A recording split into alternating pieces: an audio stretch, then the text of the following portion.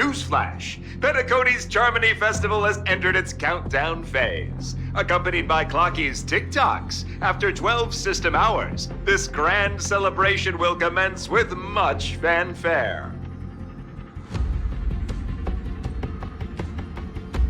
I already told you! We can talk things out! I'm sorry, Fluffy.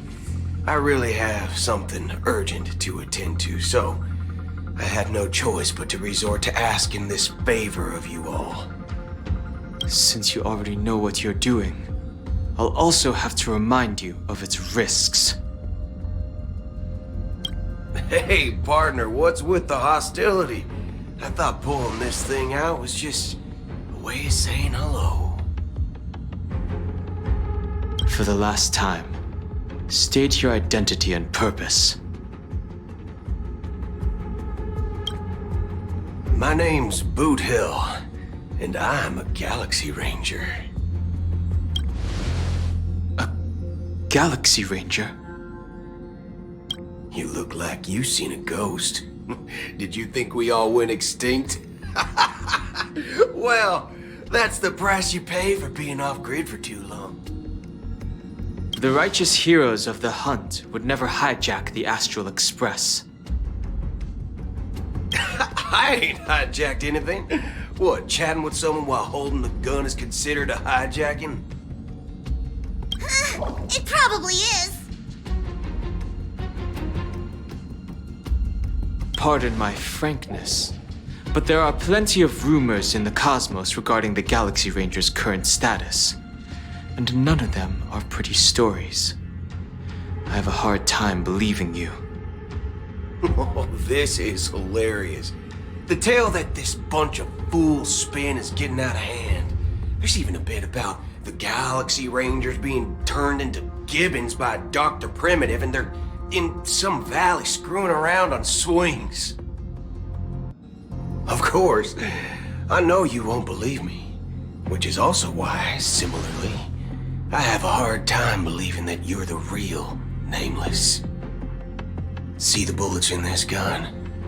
9mm, an eternal classic. I may need the Astral Express's help right now, but if you're an imposter just like that one, then this bullet might just end up in my head. I can't allow myself to be exposed to danger. That's just the way it goes, so you all have to first prove yourselves. Huh? Where are you going?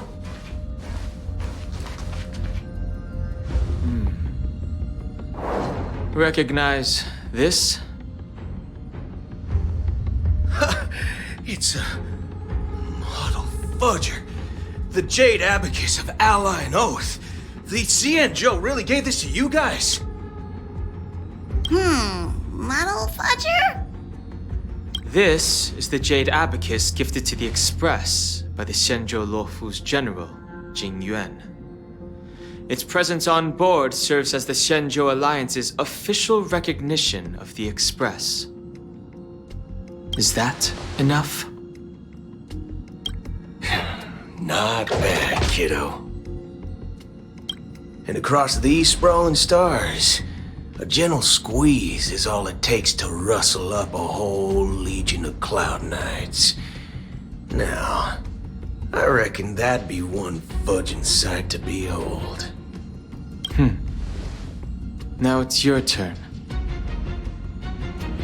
Been ages since the Galaxy Rangers had the spotlight shown on them. We ain't equipped with such fancy gadgets. But I've been around the block enough to know the way to handle these types of situations is easy as pie. Alright then. Feel free to toss any questions my way. Let's see if my answers can't turn your trust. If your gut tells you otherwise, still ain't too late to show me the door. And why would I play along? If I truly am a real Galaxy Ranger, you stand to lose nothing. All right then. Tell me, What kind of organization are the Galaxy Rangers? My friend, this question is a hard one. I don't think I can even consider us an organization to begin with. Everyone's on their own fated path along the hunt, with their own resolute sense of righteousness and not so welcome among such so-called universal values. This reply does not instill trust. It only makes your predicament more precarious.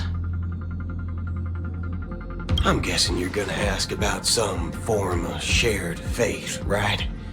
But us Galaxy Rangers don't need that sort of thing. What brings us together is a shared bottom line. Never bully the weak. Never kill the innocent. These oaths aren't some lofty beliefs, but the fundamental bottom line that one must never cross as a person. As Galaxy Rangers, we strictly adhere to the bottom line. When someone crosses them, the hunt's vengeance will surely come knocking. And in this moment, the other crucial meaning of bottom line comes into play. As long as you don't cross it, you're free to do whatever you please. You catch my drift? Second question. Why do you seek trouble with the Astral Express? I already said that I seek no trouble. I must go to Penacony for a matter. But I don't have an invite. And I can't even enter the family's hotel doors. If only I could borrow the Nameless's identity. The entire cosmos knows you're guests of the family. Aren't the Galaxy Rangers also esteemed guests? Oh, you've hit the nail on the head. This is why I'm here. It's fine if I tell you. The Rangers are pursuing an imposter. A son of a nice lady posing as one of us. She's on Penacony right now. My informant is a memo keeper. She's the same as all mimetic organisms, appearing one moment and gone the next. She scares the fudge out of me. Still, she gave me some vital info.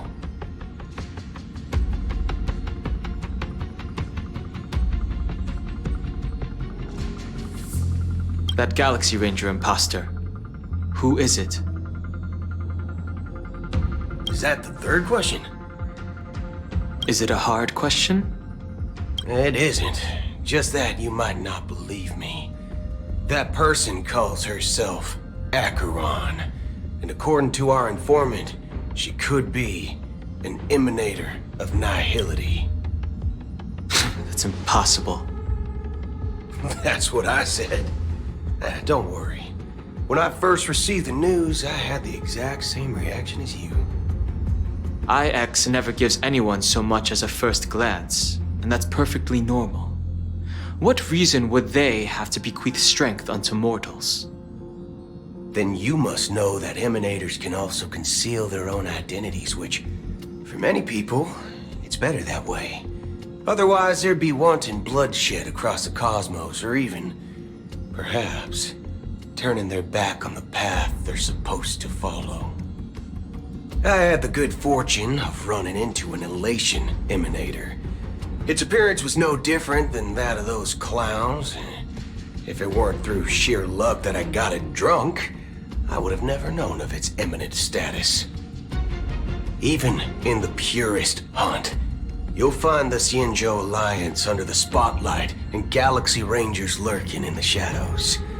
Paths are inevitably concepts created by people and exist in planes beyond our understanding. To reckon that nihility emanators don't exist, well, maybe we just ain't nihilistic enough.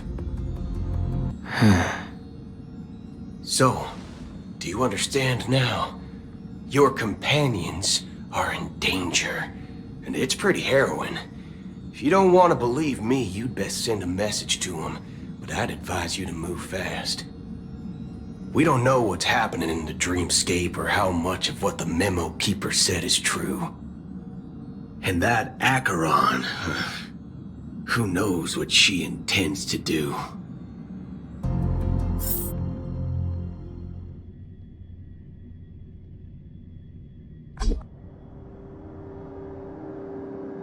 I don't intend to do anything. That's not up to you. Did you know? People who come to the land of dreams for the first time, they'll subconsciously stop to reaffirm that they're still walking on solid ground.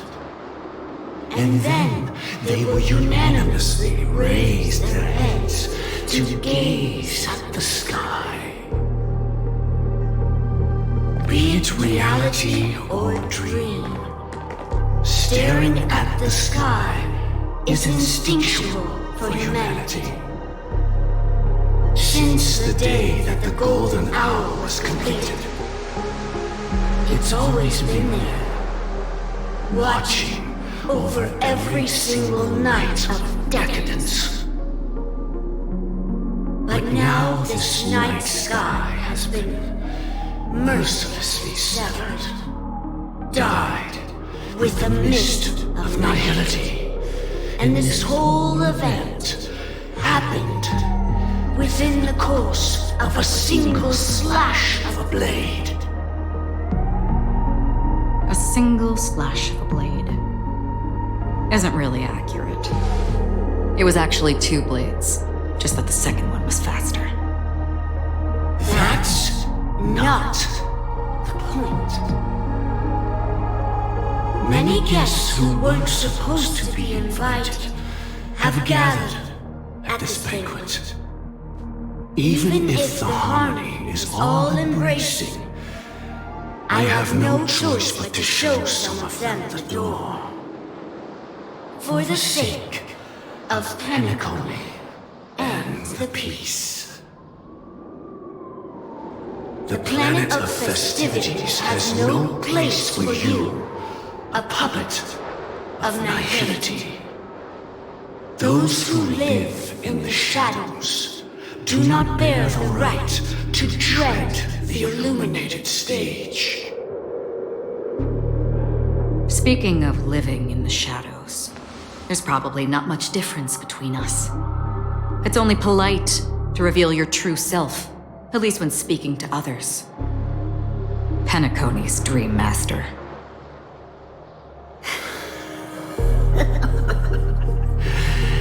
That's just another reason that you can't stay.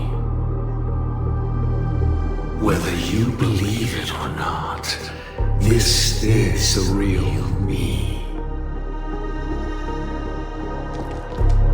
We are one. Is this the unity that the family espouses? My mortal shell has long since dissipated. The Oak family's 107,336 offspring are now my eyes, ears, and mouths, spreading joy across dreams when required, and in times of essential need, exiling evil from this haven in my stead. From the sound of it, it seems like you're asking me to leave Penacony.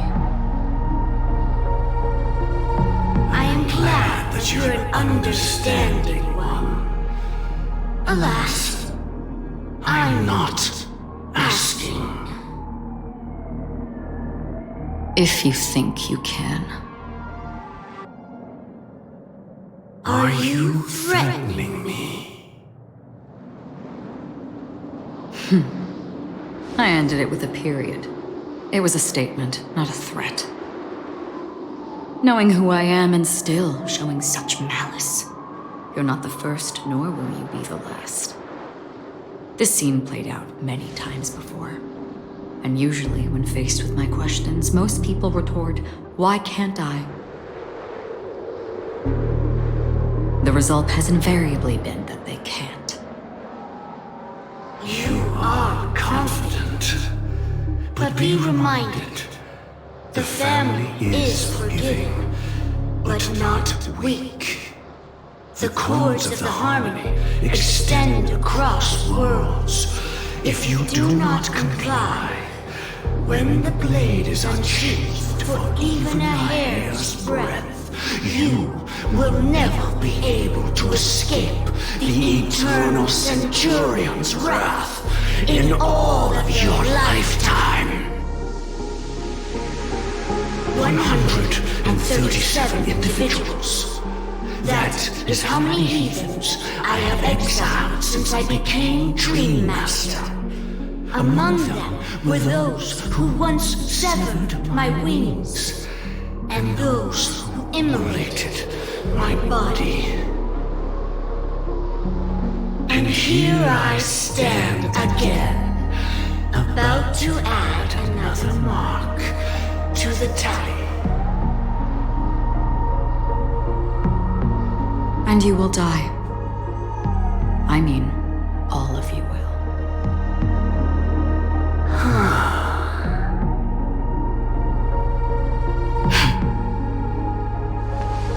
But that won't come to pass. I'll do as you ask. I'll leave. A wise choice. I wasn't aware there was a choice. To you, that surely is the only option. Please bear in mind, you and Penacony are of different worlds. Those born on the far bank cannot seek solace across the river. Leave and never return. The radiance of the planet of festivities is overwhelmingly bright, luring in tricksters, wrongdoers, and criminals. But even the harmony itself will never welcome the self-annihilator of nihility. And even more so, when this self-annihilator heralds the destruction of everything. Your strength is obviously a gift of the sleeping and shapeless, immeasurable and fathomless, like a tributary spawned from the abyss that brings death and sin to all. Acheron, a befitting name. Take it from someone on the other side of your so-called river. You know better than I do that Penacony has already deviated from the harmony. Whatever your intentions may be, I foresee only one outcome. Its future holds nothing but nihility. Just like all the worlds that have drowned in their shadow.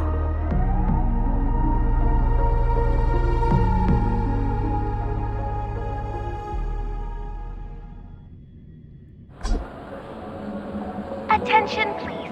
The unusual event that occurred moments ago was due to a technical malfunction at Clock Studios theme park. The family has promptly responded to secure the area, and we're happy to report that there have been no injuries. Oh, I swear that was no movie shoot. So many chips fell from the sky, and I even caught one of them. But it vanished in an instant before my very eyes. Excuse me.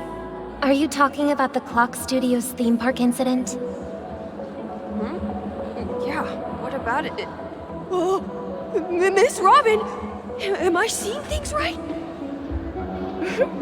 No need to worry. I apologize for any inconvenience caused to your delightful dream journey. What you just mentioned about the chips really piqued my interest. Would you mind providing more details about the incident? Oh, it was just those chips you normally see everywhere. The green ones? They fell from the sky as if it were raining. And then those chips simply disappeared. It appears to be the dream sim tech the Iris family has been developing. Huh? Miss Robin, you mean those chips were all part of a performance? But I really... Shh. This technology hasn't been made public yet. It was originally planned to debut at the Charmony Festival, but it seems it's been leaked. Can you help me keep this secret? The raining chips were supposed to be part of my act. Oh, I see. Then it all makes sense now. I'll do anything to help make the Charmony Festival a success. Thank you. As appreciation, I'd like to give you a token gift. Oh, this button is... Press it at just the right moment in the celebration, and there could be an unexpected treat in store for you. All right. It looks like there are other guests who are also confused. I'll have to excuse myself. Please, enjoy the dreamscape. So many people talking about it. This commotion at the theme park definitely made waves.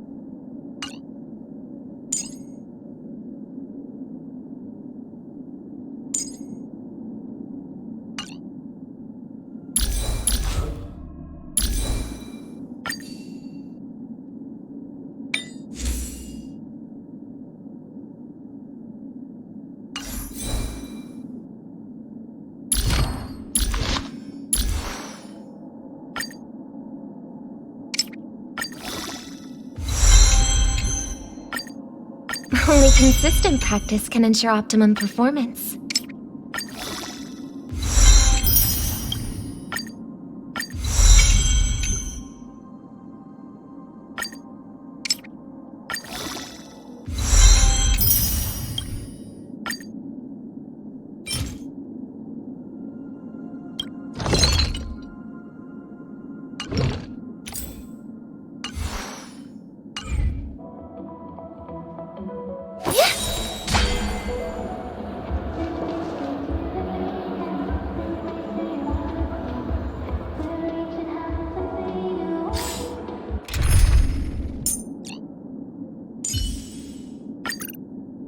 to keep yourself safe.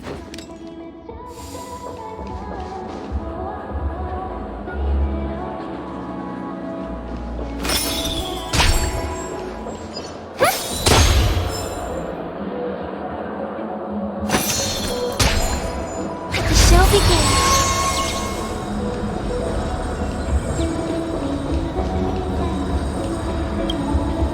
The family promised they would protect the guests within the dreamscape, but I witnessed a group of organic life forms making their way to the theme park. And soon after, a rip tore through the sky, and black rain started leaking out of the void. The family needs to provide a reasonable explanation, or I'll take my loved ones and return to reality. I thought the dreamscape was supposed to be a paradise. If it's not, then there's no point staying here. It appears the good sir has seen many great events. And it's true that an uninvited guest has unexpectedly entered the dreamscape. However, their target is not the ordinary guests, but the ambassadors of the IPC. The family will certainly ensure that the safety of the guests is of the highest importance. Miss Robin, I know the Bloodhound family has already sealed off the theme park and has control over the situation, but it won't resolve the problem. The family can try their best to protect their reputation, but as a guest, I don't wish to gamble with my life. But as you can see, sir, no innocent bystanders were affected in this incident. Perhaps the dreamscape is not as perfect as promised, but there's no place safer than dreams under the family's rule. I believe you know this better than I do. If this incident happened in real life, how many people would be able to walk away from it? I could stay here, but keep in mind, guests come to Penacony to enjoy the dreamscapes. They do not wish to be entangled in a conflict between the family and the IPC, so let's not have any more unnecessary incidents. Of course. With the Charmony Festival about to commence, we will spare no effort in our preparations. Rest assured. To express our apologies, the family has arranged this gift for the guests. Thank you for understanding.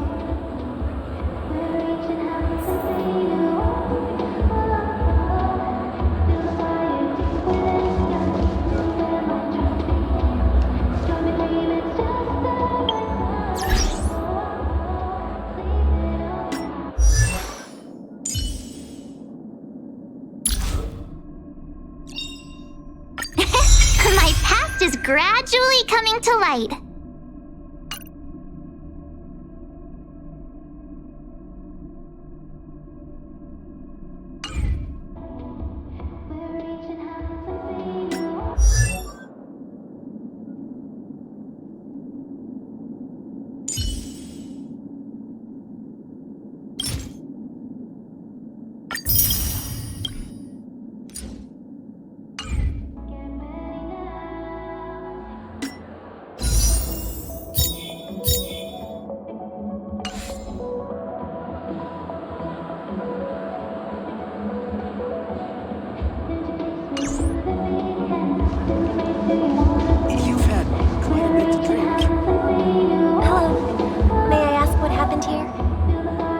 Nothing to be worried about. There's been a small rehearsal mishap at Clock Studios theme park. Please stay calm. Hey, are you a fool? You don't even recognize Miss Robin? Who do you think you're talking to? I'm sorry. I've just been transferred to the Bloodhound family, and I'm still not too used to working on the streets. I didn't realize it was you. I'm so sorry. Hey, don't sweat it. You guys have a tough job. I know how it is. How's the situation looking? Oh, we've sealed off the theme park. Most guests are used to bizarre phenomena in the dreamscape, and so far, no threats have been detected. We can expect order to be restored soon. Rest assured, Miss Robin will intensify our patrols to ensure that no incidents occur. I trust you guys. But regarding what happened in the theme park, what do you hounds think about it? It's okay. Feel free to speak your mind. Well... Actually, I was there shortly after it happened. Is it true that the IPC's ambassadors came with ill intent? And that Galaxy Ranger who easily cut through the sky? Miss Robin, to tell you the truth, everyone's been talking about it. The myriad factions on Penacony have already been causing unease for everyone. Thank you all for your loyalty towards the family. The planet of festivities has indeed run into some trouble. The representative from the IPC, he's trying to regain ownership of Penacony and is prepared for a hostile takeover.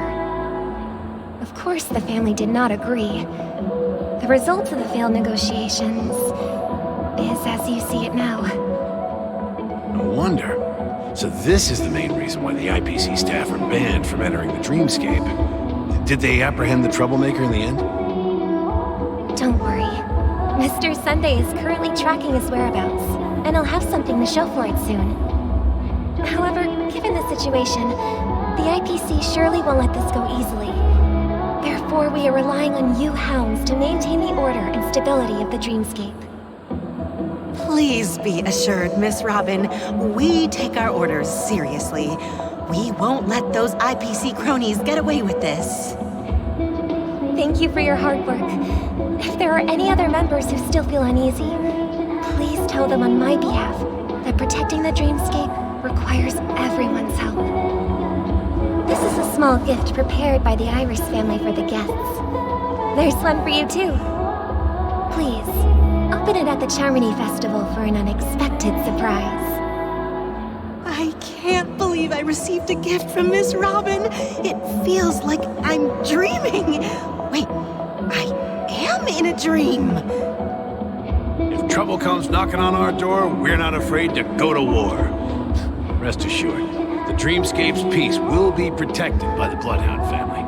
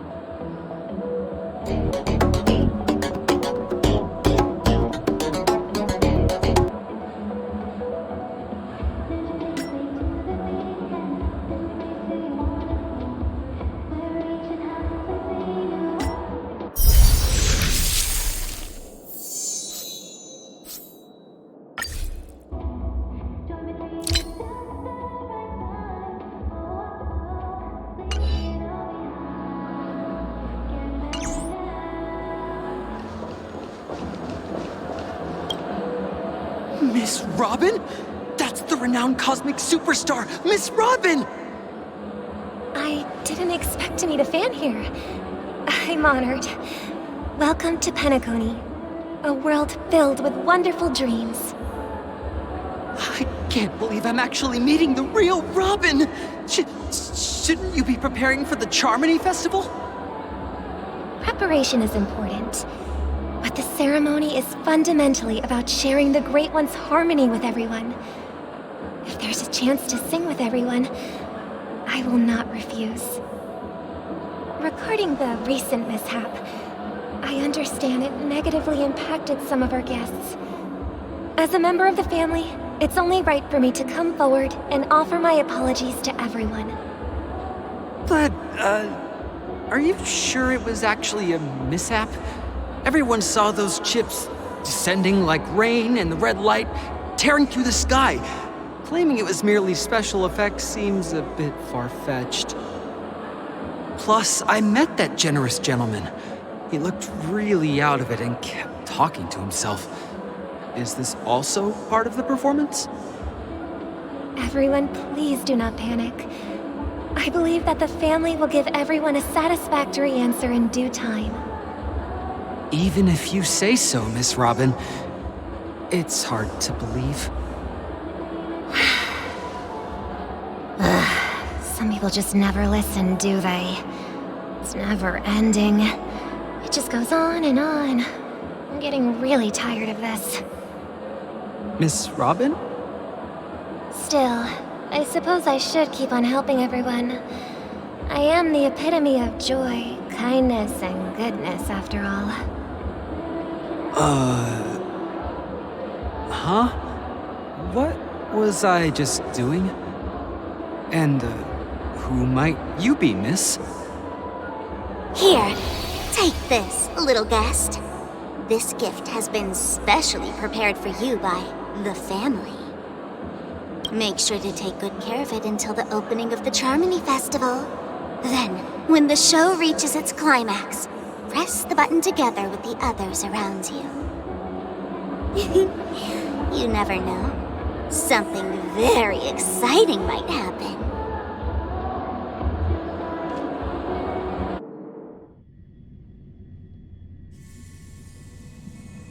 We're back to where it all began.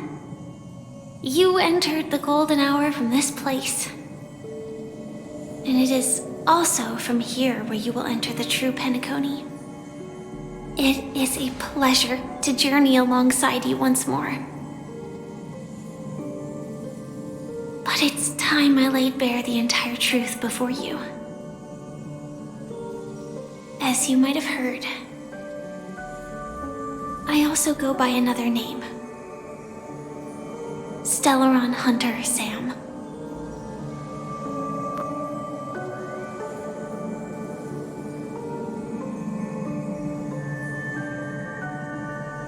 I'm fine.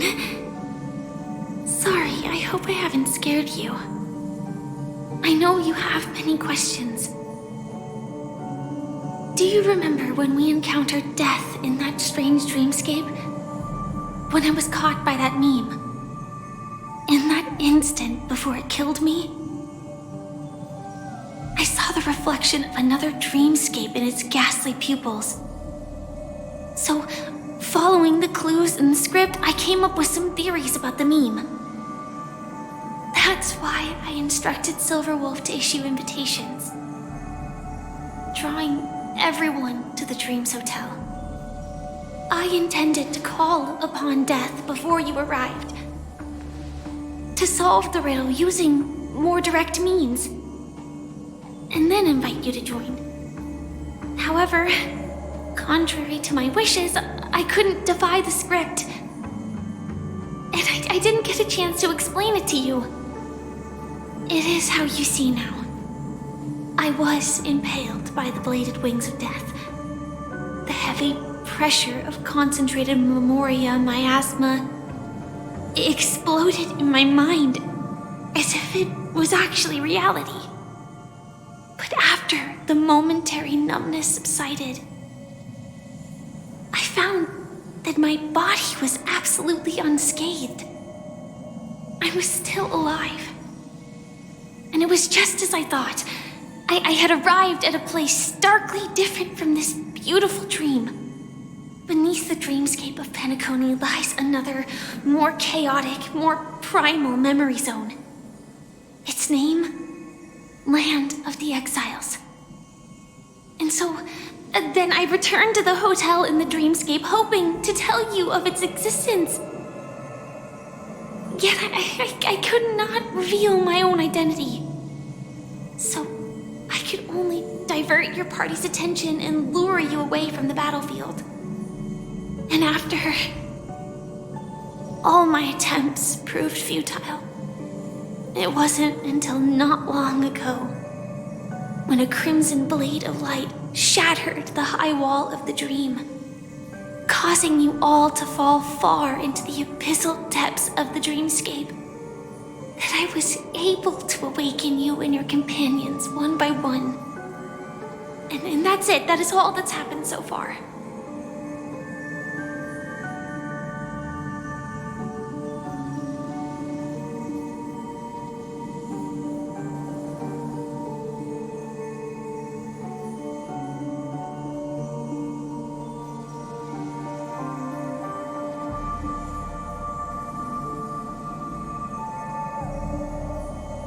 I know it's tough to believe all this without reservations. I just want to say, you are very close to the final answer. Just one more thing needs to be done. And then I can prove it to you. Now, let's leave this place. Please close your eyes. Take a deep breath and visualize the dreamscape's outline in your heart. And remember, you must not open your eyes at all times. 3, 2, 1. Don't be afraid. The one who has come to greet us has arrived.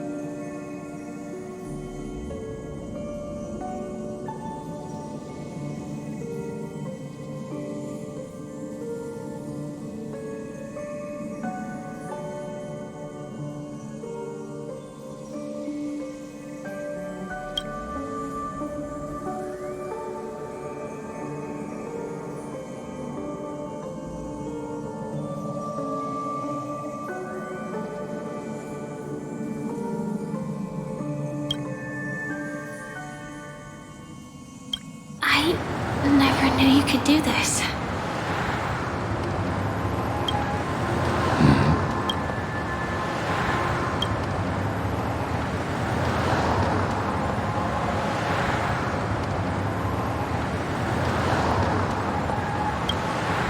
Do you have a driver's license? I do. That is surprising. Why? Because this is Japella, the city of sins.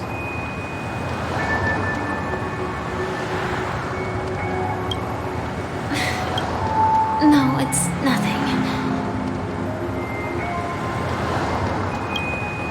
I'm just thinking that you haven't slept in 20 system hours. Are you sure you're okay? I'm fine. I'll survive. Same goes for you. I'm not so sure about that. Slow down a bit. Infiltration is over. Feel free to activate Sam anytime you like. There's still some time before the next part of the script unfolds. Let me stay a little longer in this body.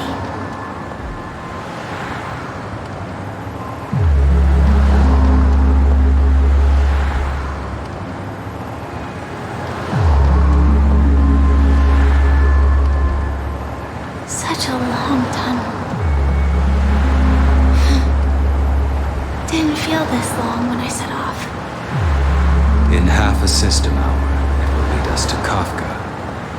And then comes the downfall of the Japella Brotherhood. Is that also part of the script? It's in your script too. Sorry. I didn't notice. Their destiny won't change just because of your selective ignorance.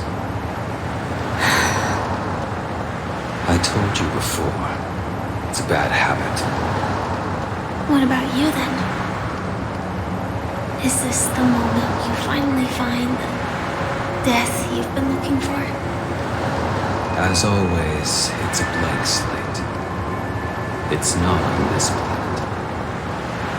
Why the sudden inquiry? Because I'm currently in a car with a sleep-deprived driver. I just want to get there in one piece. This car has full self-driving capabilities. I'll just put my hand on the steering wheel. Will that do? Hey, don't take everything so seriously. Elio would always say there's only one type of destiny. The inescapable type. He can see the future, and we, likewise, are aware of our predetermined end. But before that moment arrives, we can still choose what we do. We all have this right, don't we? After today, Japella's name will disappear from cosmic history, and the Everflame Mansion will take its place. In the not-too-distant future, you'll receive an invitation. That's your next stop. Land of the Dreams. Penacony. I hope you find whatever you seek there. Be it answers or salvation.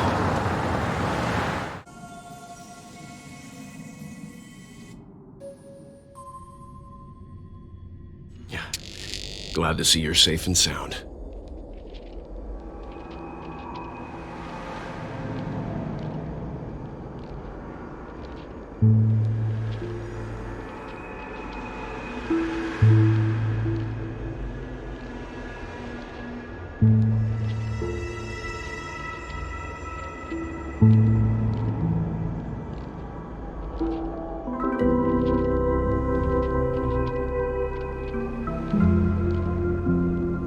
Close your eyes.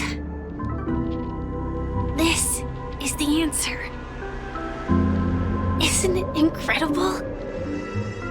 The monster that we have always known as Death is actually the guardian of the land of the exiles. It abides by a certain rule, abducting people from their dreams and bringing them here. The question that has been perplexing us, does death really exist in the dreamscape, appears to be a cognitive trap. It was laid by those orchestrating events from the shadows to cover up the truth behind the disappearances and the existence of this fortress known as Dreamflux Reef. Every emergence of that meme is related to the Watchmaker. Since Dreamflux Reef is where it brings its captives, it's likely that many of our long-standing questions will be answered in this place. The atmosphere here is starkly different from the beautiful dream. There are no regulators here like the family. And they all look like they're mildly dazed. But from the whispers of the residents, I've heard a familiar name. Gallagher. It's that man again. Always in the right place at the right time. Though that does save us the trouble of looking for him. Himiko and March have already made a move. Get ready. We're about to set off. The real dreamscape. The land of the exiles. Before we go, should we speak to everyone first?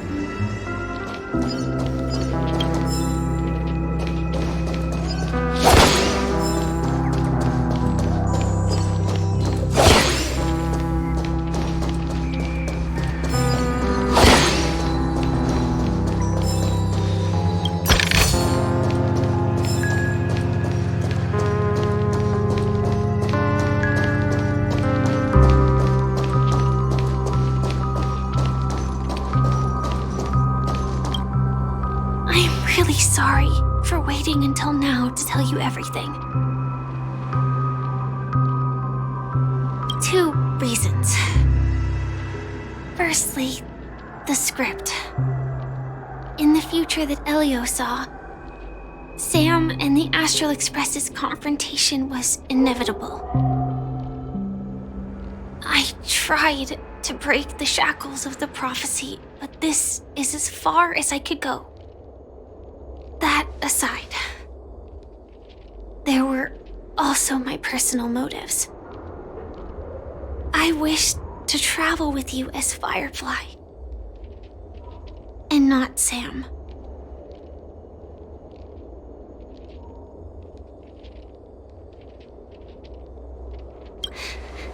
Thank you. Elio only gave me one instruction. Allow the Astral Express to pursue the Grand Legacy. It means that the Watchmaker's legacy holds great significance to trailblazing. And to you. Elio's scripts used to revolve and expand around certain specific Stellarons. But with your appearance, this condition has apparently ceased to be appropriate. Perhaps he also saw the impossible in the future.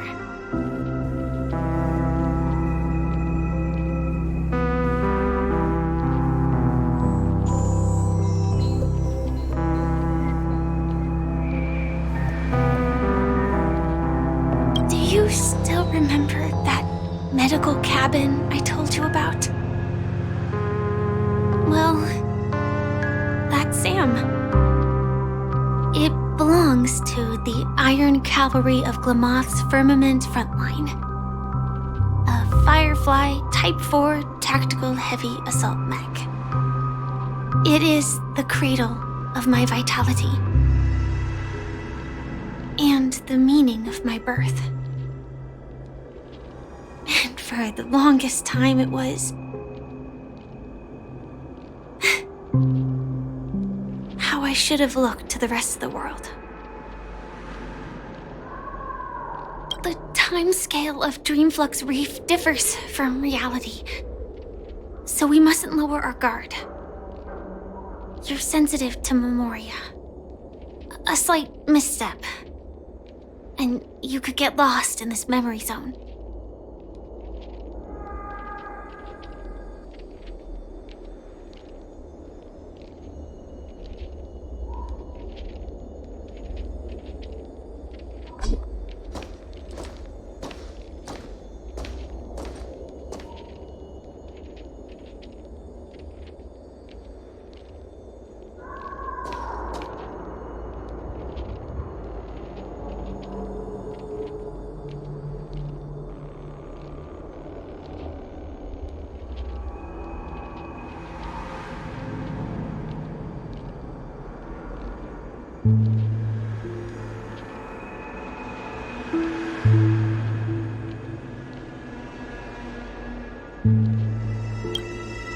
Something on your mind?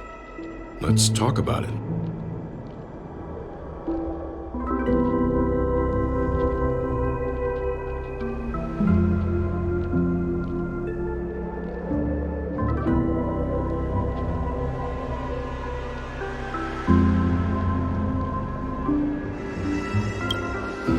No wonder Miss Acheron is so averse to drawing her blade. It's hard to imagine such terrifying power could reside in an ordinary sheath. If it weren't for the fact that Aventurine's power originated from the preservation, the entire dreamscape would have been affected. Don't feel burdened by this. Even without that Stellaron inside you, Aventurine would still have found other methods to accomplish his goal. Let's just believe in Miss Acheron, and given her prowess, I don't think we've got anything to worry about.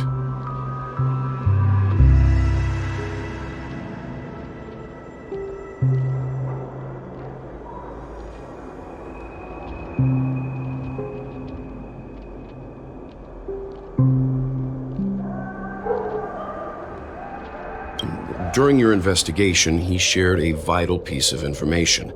Mikhail, the former watchmaker who collaborated with the family to construct the Penacony we're familiar with today, had a falling out with the family for specific reasons. But this is precisely where the problem lies.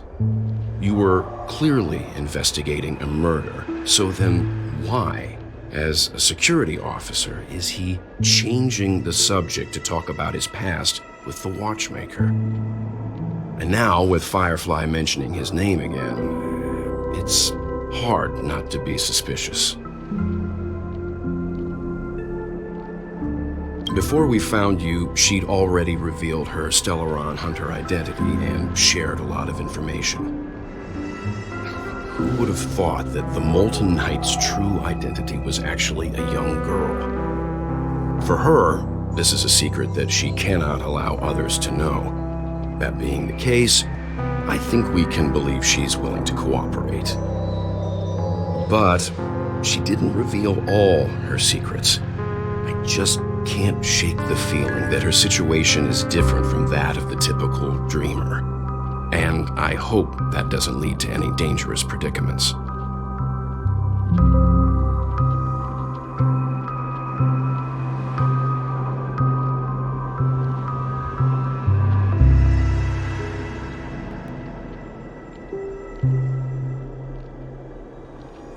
I hope you've regained a little composure. We'll move out when you're ready.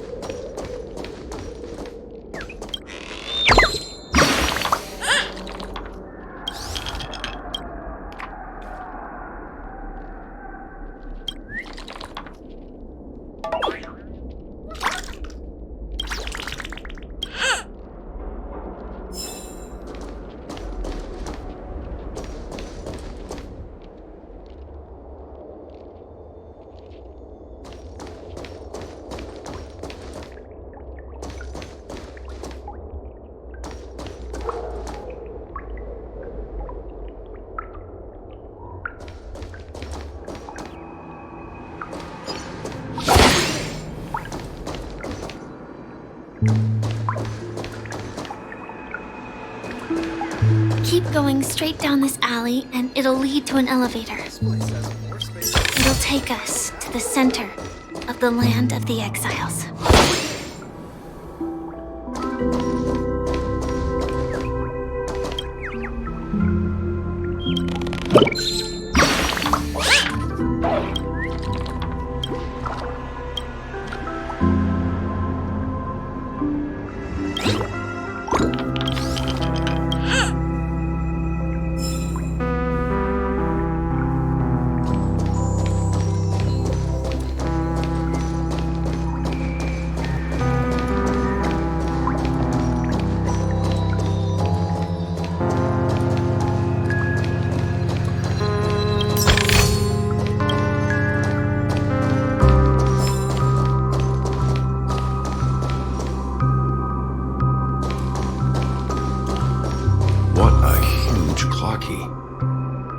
Looks like the watchmaker also left his mark on Dreamflux Reef.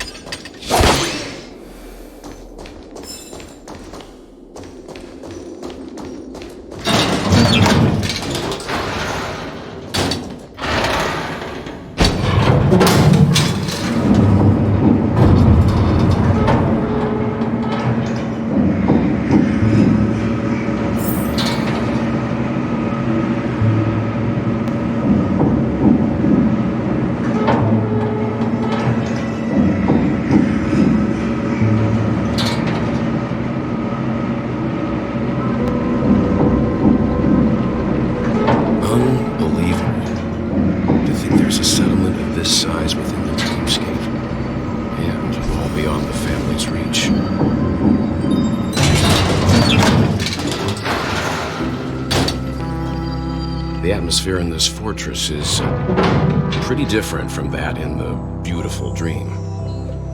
When I first saw it, I was in awe too. The sky here, it's like a reflection of the 12 dreamscapes. What's even more bizarre is that this place is also separated into trade and residential areas. The layout may be simple, but the facilities are very comprehensive. It seems that there are quite a number of people living here. Though both dreamscapes have distinct styles, the architectural designs are quite similar. Works of the same hand, perhaps. Hard not to speculate on the connection. But there's no point in overthinking things. Let's meet up with Himiko and the others first. Take a right turn at the end of this road and you'll reach the trade district. There are more people there. And perhaps someone knows where she is. Not coming with us? The Astral Express likely needs room for some internal deliberation. In the meantime, I'll try and locate Gallagher. Sure. Let's reconnect later. Letting her go was the right decision. Further observations are needed before we decide whether to trust her. But first, there's someone I need to talk to. Let's go. I'm sure you've already noticed him. He's right over there. The Reverie Hotel's bellboy. How did he end up here? And right after Miss Acheron severed the beautiful dream. We'd better check, just to be sure. Trash can is perfect for me, and perfectly legal for me to stay in.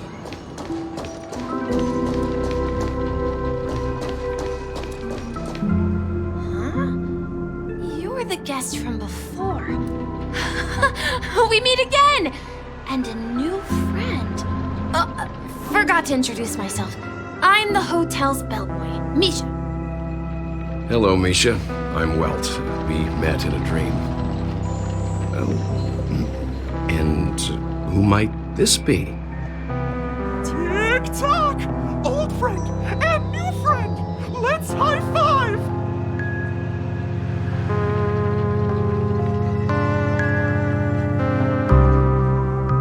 Your, memory zone meme?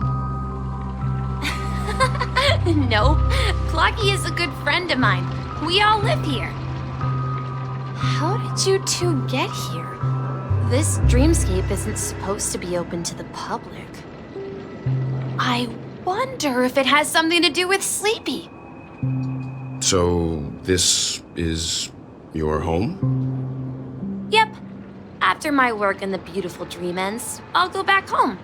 Commuting used to be more convenient, but ever since travel became cumbersome, Sleepy started ferrying people back and forth between the two dreamscapes. This Sleepy. Can you describe what it looks like? Sleepy is a memory zone meme. Looks fierce and has many eyes. But it's actually really well behaved. Gallagher's been taking care of it.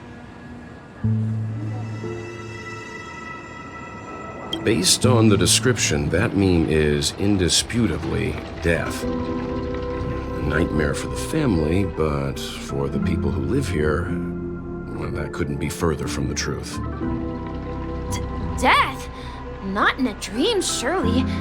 Sleepy's just a little aggressive, and sometimes messes up by fetching the wrong guess. But it would never hurt anyone. I see.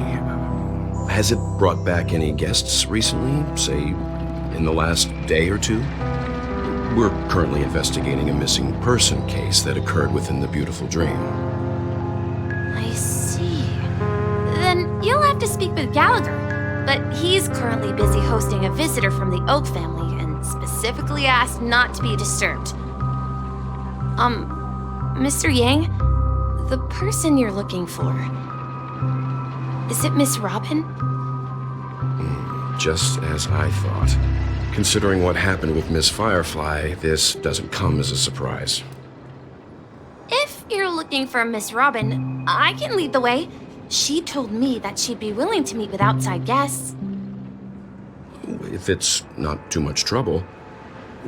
Also, we're looking for our missing companions. A woman with red hair accompanied by a girl with pink hair. Have you seen them? Oh, I haven't. But please, rest assured. Dreamflux Reef is a small place, and it's not as bustling as the beautiful Dream, but its safety is unmatched. How about this? Since it's your first time here in Dreamflux Reef, I'll be your guide and help you find your companions. And then we can all go visit Miss Robin together. She's gone to Mrs. Grace's to visit the children. She won't be leaving anytime soon, so there should be enough time. All right, then. We'll follow your plan. Well, we now know the answer to both murder cases that have caused such commotion in Penacony. As for the intentions of the mastermind behind it all, we're still none the wiser.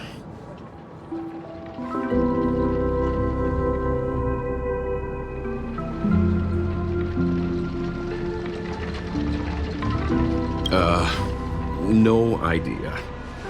But its connection to Gallagher is worth digging into. Regardless, we have to find him. Say, you mentioned before that you saw a Clocky that only you could see, right?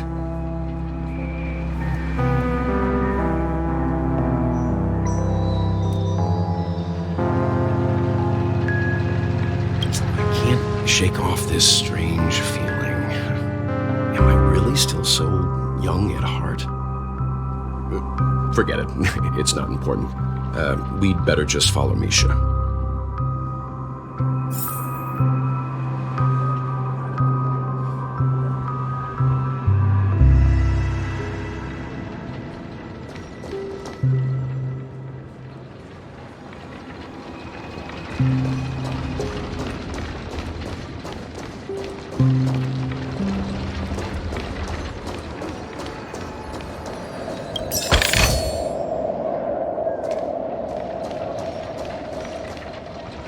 Look! From here, you can see the most spectacular view of Dreamflux Reef. A black hole? No. An accretion disk formed from consolidated memoria? Was Dreamflux Reef built on such unstable memoria? Oh, so Mr. Yang is also versed in memoria dynamics. I was just trying to figure out how to explain this huge hole to everyone. I bet you guys have a lot in common with Miss Kami.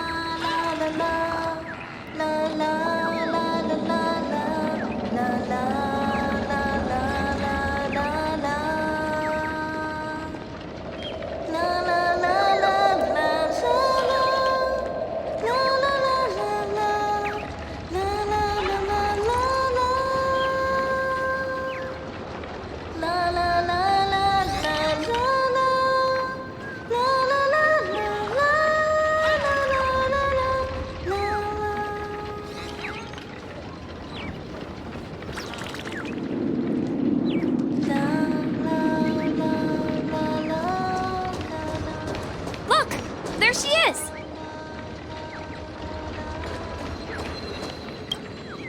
My calculations are finally done. In another 10 system hours, the above dream will swallow the dream below. My hypothesis was correct. this place will cease to exist as the dream devours everything.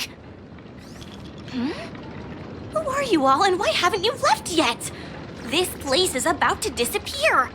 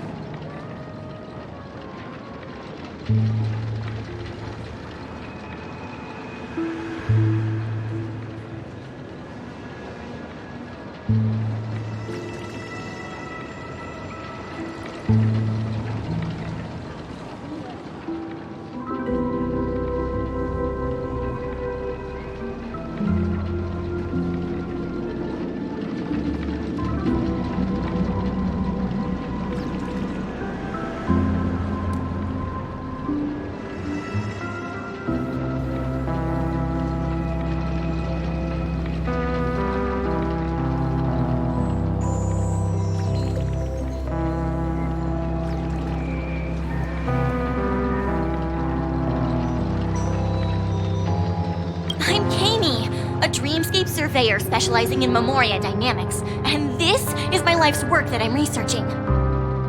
See that huge gaping hole? It was just a narrow rift many years ago, but now it's grown into a giant hole. The surrounding Memoria has been flowing towards the other end of the hole at a constant velocity, slowly but surely. But the scary part is, according to my calculations, the flow rate of Memoria has recently changed, and it's faster than ever before. It's almost as if something is sucking it in from the other side. By constantly improving upon Madame Rosalina's Memoria measurement method, I've finally obtained accurate results. After 10 system hours, the Dreamflux Reef will cease to exist. Just like the melting of glaciers, everything will crumble and disintegrate. The dreams on that side of the void will fuse into one. Please don't worry. This sort of thing has happened many times before. Miss Katie isn't a bad person. She's just a bit lost in her own world. She'll probably realize she's wrong soon enough. You don't say. There was something else that piqued my interest. Who is Madame Rosalina? Oh, do you know her too? Or are you also a fan of Memoria dynamics? We're very interested in Madame Rosalina's achievements. Could you tell us a little more about them?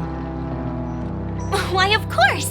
She's an excellent scholar of Memoria dynamics, and the first person to apply Memoria rate measurement methodology on interstellar travelers. Regrettably, due to the presence of the Garden of Recollection, ordinary people don't pay much attention to the nature of Memoria. She departed this world without much fame, leaving only a few thin journals behind. I came to Penacony to learn more about my idol, and went to great lengths to seek out Dreamflux Reef, all because this is her final resting place. Prodigies always meet their demise prematurely. If only Madame Rosalina had more time, she would have discovered a way to reverse the flow of Memoria. I felt it. The source is in the golden hour. There is a certain anomalous presence stirring the currents of the memory zone. I must uncover more concrete proof. I must convince everyone. Does the name Madame Rosalina sound familiar to you?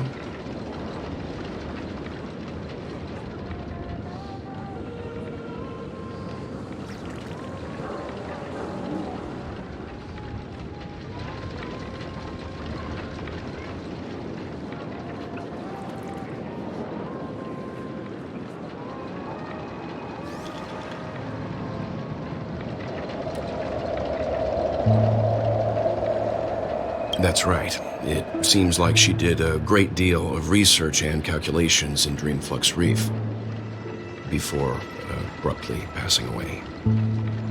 Miss Katie regularly mentions her. I hear Madame Rosalina passed away during the prison war. She could see the Penacony people building homes in the memory zone. I bet she'd be really happy. Perhaps. Our destination is the commercial district. That's where the largest crowds gather in Dreamflux Reef. We might be able to find the others there. I felt it. The source is in the golden hour. There is a certain anomalous presence stirring the currents of the memory zone. I must uncover more concrete proof. I must convince everyone.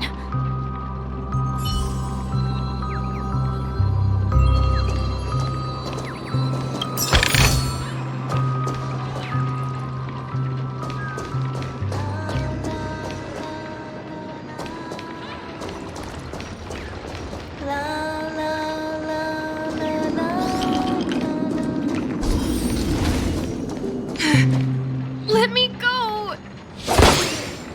Please, come to your senses. I'm begging you. Ghost! There's a ghost! Don't come near me! Oh my. I'm human and so are you. Can you get a grip? Mr. Yang and Miss Trailblazer, I've been waiting for you. Quickly, come help. I bumped into a member of the family on the way here. He was so scared and I just wanted to calm him down. But... Let me go! Let me go! I've only done good in my life. Why can't I rest in peace after death? well, this is how it turned out.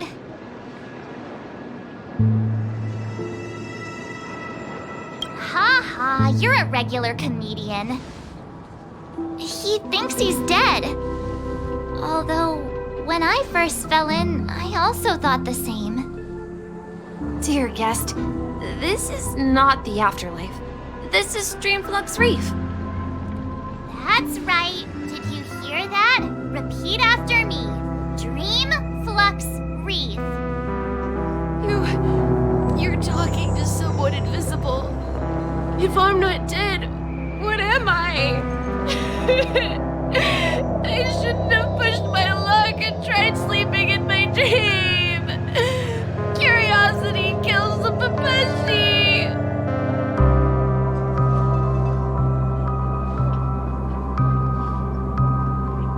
Stop asking! You'll alert the monsters. All the dead are right here. All of them. You're not talking about the memory zone meme, are you? Don't say that name! It's all your fault. They're coming!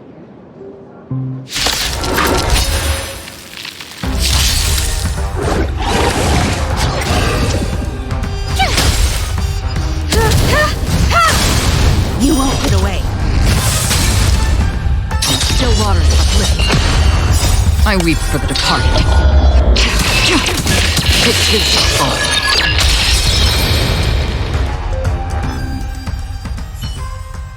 He passed out. His intense negative emotions attracted the nearby memory zone memes. I see. But why aren't the other people around here scared? Unlike in the Sweet Dream, people here don't see memory zone memes as dangerous monsters. And even if they pose a threat, people can easily escape by forcing a wake-up call. But we can't just leave this man here. Can we take him somewhere safe? We can ask Jessie for help. I've gotten to know many locals while waiting for you guys. Everyone here is living a self-sufficient life. I don't know how to describe it.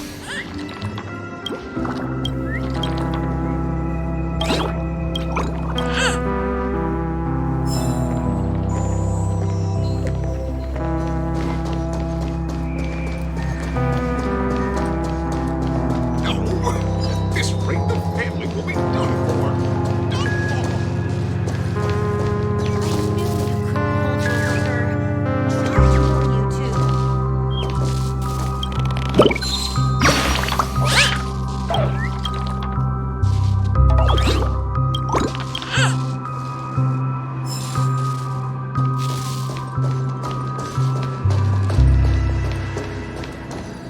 see how you handle a stroke of genius like this.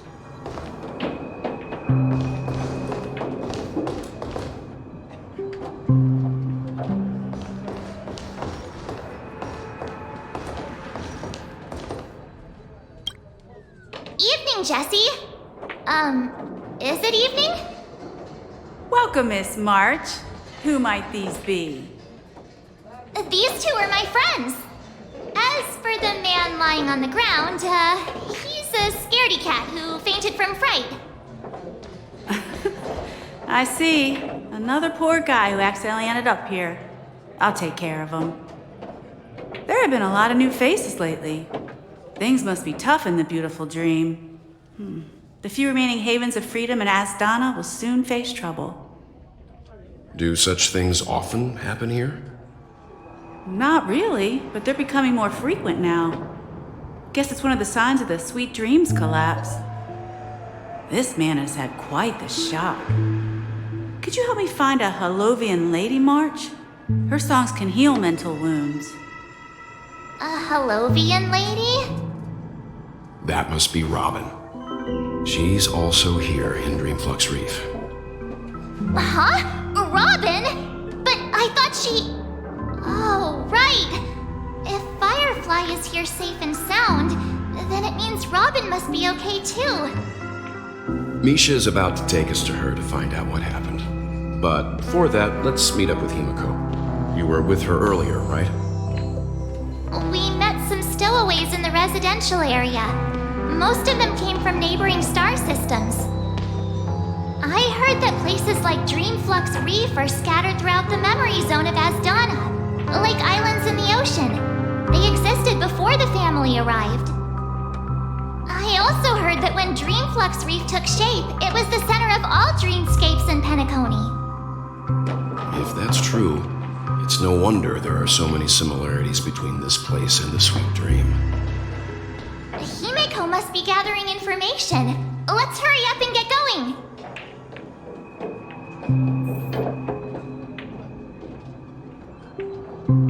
There have been a lot of new faces lately. Things must be tough in the beautiful dream. The few remaining havens of freedom in Asdana will soon face trouble.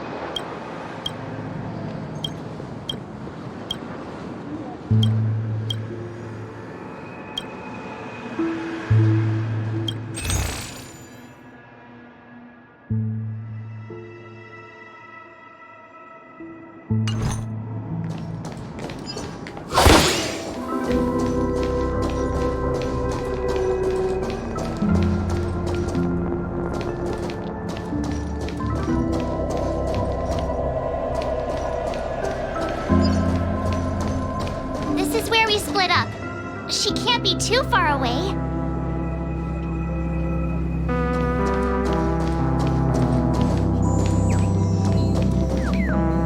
So that's how it is. I never imagined we'd gather the remaining details here. To borrow Gallagher's catchphrase, what an unpredictable twist of fate. Himiko, here they are! Ah, perfect timing. Now that everyone's here, I'd like to introduce everyone to Micah, who's partly in charge of the Land of the Exiles. Micah, these are my companions. It's a pleasure to meet the Nameless. You know us? I've been keeping an eye on you since the day you arrived in Penacony. We would have met under more appropriate circumstances if Dreamflux Reef hadn't been isolated from the 12 dreamscapes. Please, allow me to formally introduce myself. I'm Micah, the Gravekeeper of Dreamflux Reef. Gravekeeper? Life in Dreamflux Reef is pretty liberating. Everyone here mostly keeps to themselves, without meddling in others' affairs. My daily task involves cleaning a few tombstones. You're too modest, Micah. When lost dream chasers stumble upon this place, you're the one who takes care of them, guiding them back to the sweet dream, or showing them how to survive the wild dream chaos. So, a guardian of sorts. Were you talking to me, Mr. Yang?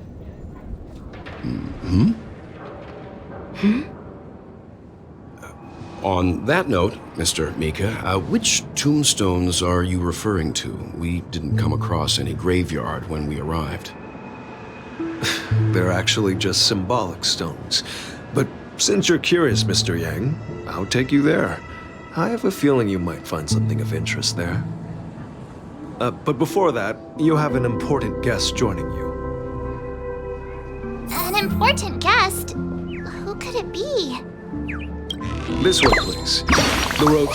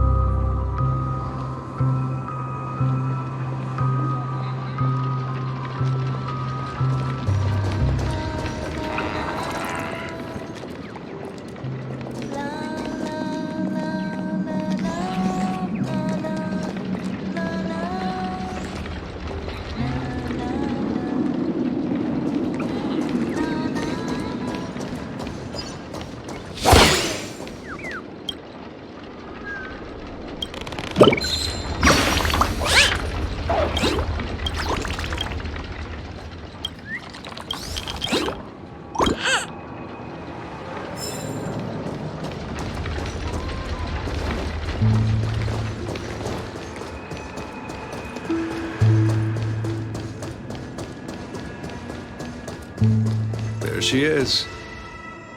It really is her! Miss Robin!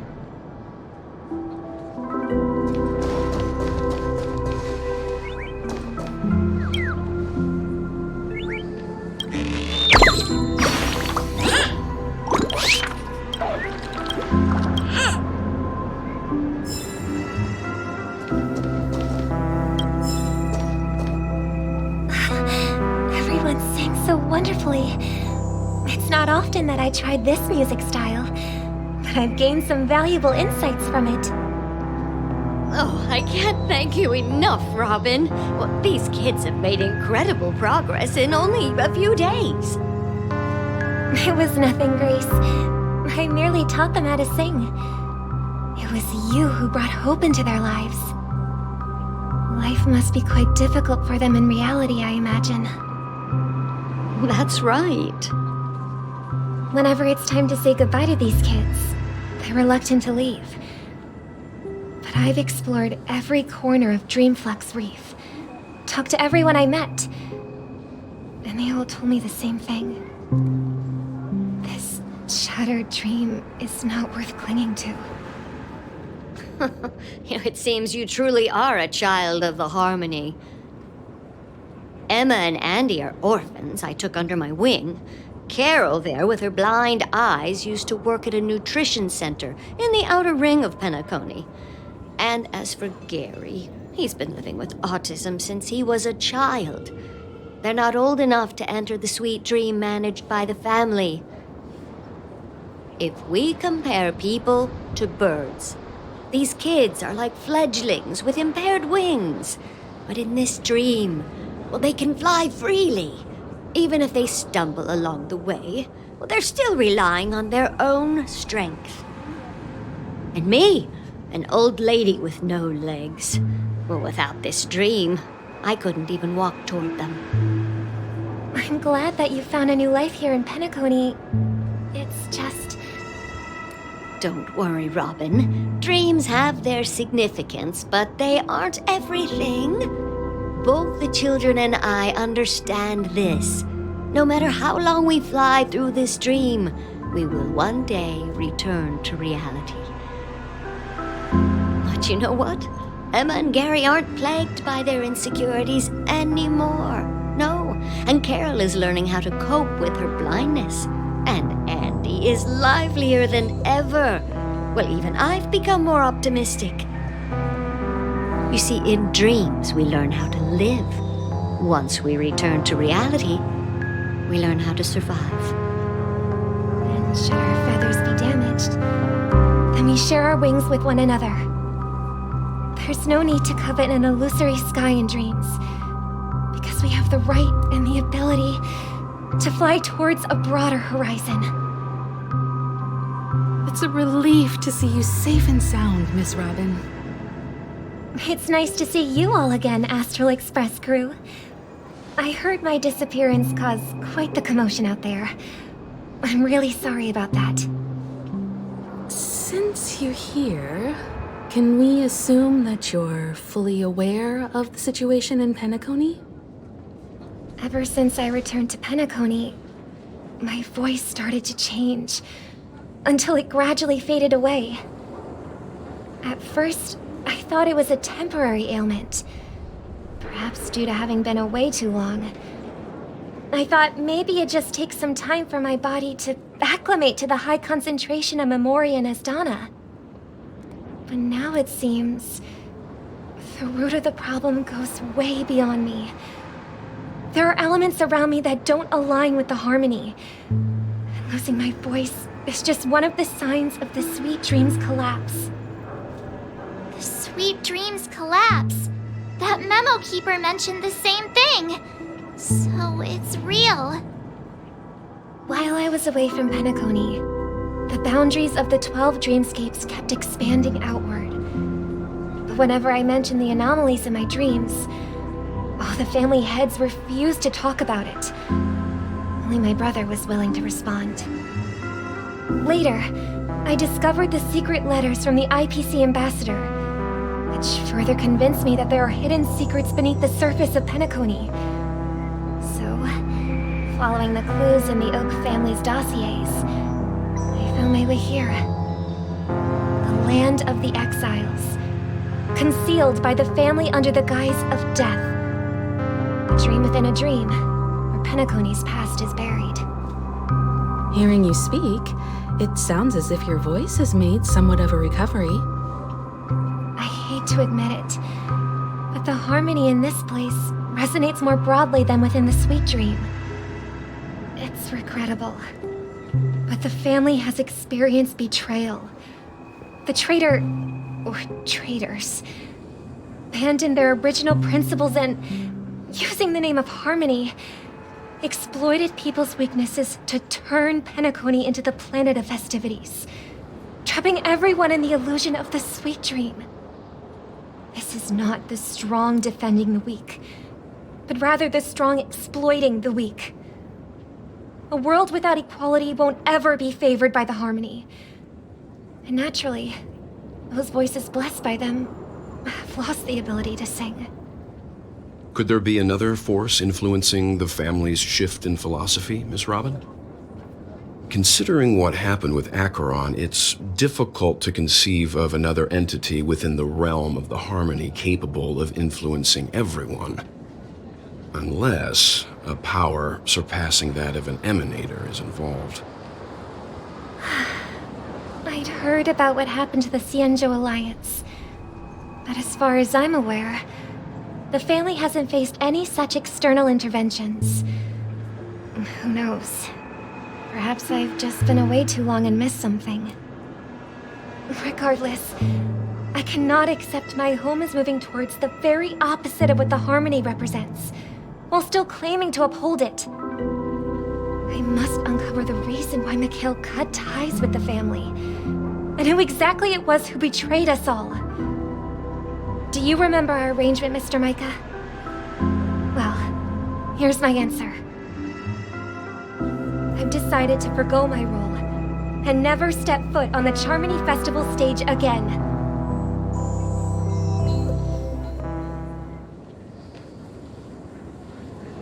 brother? A little bird. Looks like a fledgling Charmony dove. But Charmony doves don't live here. So how did this little bird get here? Maybe its parents abandoned it? It looks weak and frail. Why don't we find something soft and make a nest for it? This place is too dangerous for a fledgling. Let's take it with us. We can put it on the wooden shelf in front of your window. Okay. A bird like that must have a beautiful singing voice. But where will it live?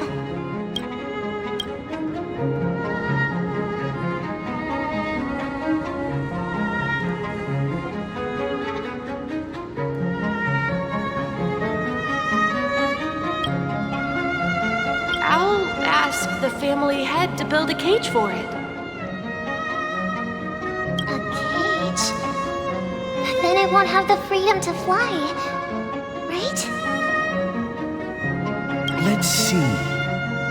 What is it that has captured the attention of the two best interpreters of the Great One? To the point that they've forgotten how to enjoy their dessert. Oh, poor little thing. Doesn't look like it's doing well. Do you want to rescue it? I do. But I don't want to lock it up in a cage. Why? Even if it's small and not fully feathered and can't sing, it didn't come into this world just to be locked up in a cage. Birds, they should be flying free in the sky. That's quite the romantic idea. And what about you, a young scholar? Do you agree with your sister? I think she's right. But if we leave it out in the wild, it won't survive for more than a few days at best. Ah, I see. It seems our little scholar is still a bit unsure. Well, let me tell you youngsters a story. As you probably know, Charmony doves can fly through the air. When they fly really high, the friction caused by the flapping of their feathers against the atmosphere creates amazing lights, so that they look like shooting stars. We've seen this spectacle so many times that we think it's just something they can naturally do. But that's not the truth. Their radiant display is the result of countless struggles against nature over generations. Their ancestors were too weak to survive on the ground, so to escape predators, they started seeking new opportunities in the air. After countless attempts by many generations, one of them finally figured out how to fly. It soared into the sky and never looked back at the ground again. So, you mean birds aren't born to fly, but they find a way to do it through their determination, right? Well, that's an idealistic way of putting it.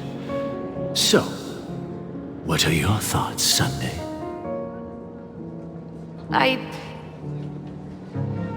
I think people believe birds are meant to fly because they've never seen those birds crashing to their death. That's an interesting perspective. So, have you decided what to do with the bird now? For now, I'll keep it in a cage until it can take care of itself because I want it to live, no matter what. Well said, kids. It seems each of you has found your own answer. Your insights are truly remarkable. And I hope they come true in their own way. We will take good care of it. Won't we, brother? Yeah. But, Mr. Gopherwood, there's one thing I don't quite understand. And what might that be, my son? What if this little Charmony dove never learns to fly in the end? I mean, if there are fledglings in this world that can never fly throughout their lives, should we let them go back to the sky, only to see them crash to the ground and die? Talking in your sleep, Birdie? Time to wake up.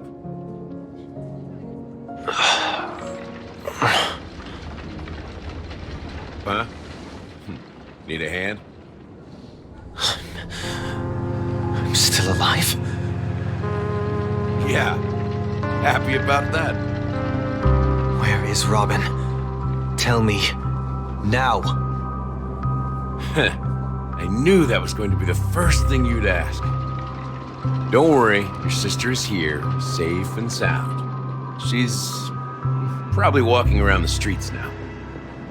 If I were you, I'd be more worried about myself. After all, right in front of you is the guy who just stabbed you in the chest with a dagger. If you wanted to kill me, you wouldn't give me the chance to speak. Just tell me your demands, lackey of the Watchmaker. So, you figured out who I am, huh? No wonder you had the guts to go against the Dream Master and the Four Families. Looks like I made the right choice. Choice? You are aware of my plan and see through my act. Time is running out, so let's drop the charades. I'm suggesting we cooperate. Cooperate? What makes you think I'd cooperate with you?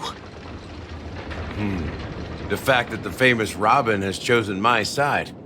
Plus, some clues about a traitor and a bright future for Penacony. Any of that catch your interest? I find it hard to believe a man who's full of deception. Fine. You don't have to trust me. What you should trust is the sense of justice inside of you. Show me Robin first. All right, as you wish. Here she is. Huh? What's your trick this time? Just kidding. I mean, this lady will lead us to Robin, right? And the crew, too. There are too many people who you owe an explanation. That'd be great. Please follow me, Honorable Oak Family Head. Now, all the actors are on the stage.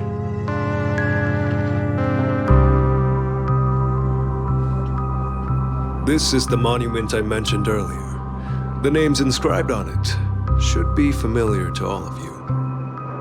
Rosalina and Tiernan.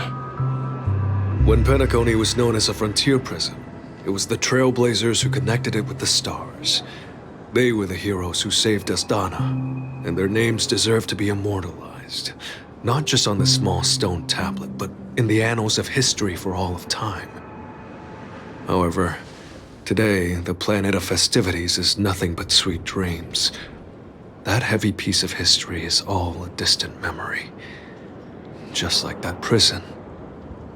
If their names are inscribed here, then that means... According to Micah, they died long ago. Rosalina was killed during the War of Independence. She ventured alone into the heart of the star system to investigate the flow of Memoria, but she never returned. Tiernan was a skilled gunslinger, strong and reliable. He led the people through countless battles, but he didn't live long enough to witness the arrival of true peace. In the decade following the war, Penacony faced challenges internal and external. To protect Asdana, Tiernan took up the way of the Trailblaze and led the Lampmoth family to explore beyond the system, only to be surrounded and wiped out by the swarm. Though I had expected as much, the tales of these heroes truly are sorrowful. True to the title of Trailblazer, they spent their lives venturing into the unknown. But what about this tablet? There are no names carved on it. When Dreamflux Reef was created, its owner was still alive. However, he insisted on erecting a monument for himself, saying that it will happen someday. Here we meet again. Everyone from the Astral Express. Robin.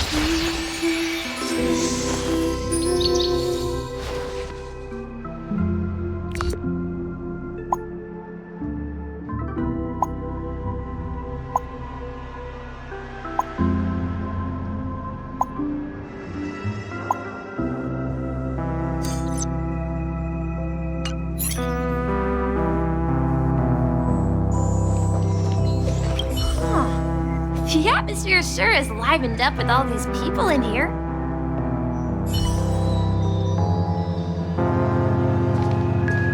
I brought Gallagher here. It's time to face the truth.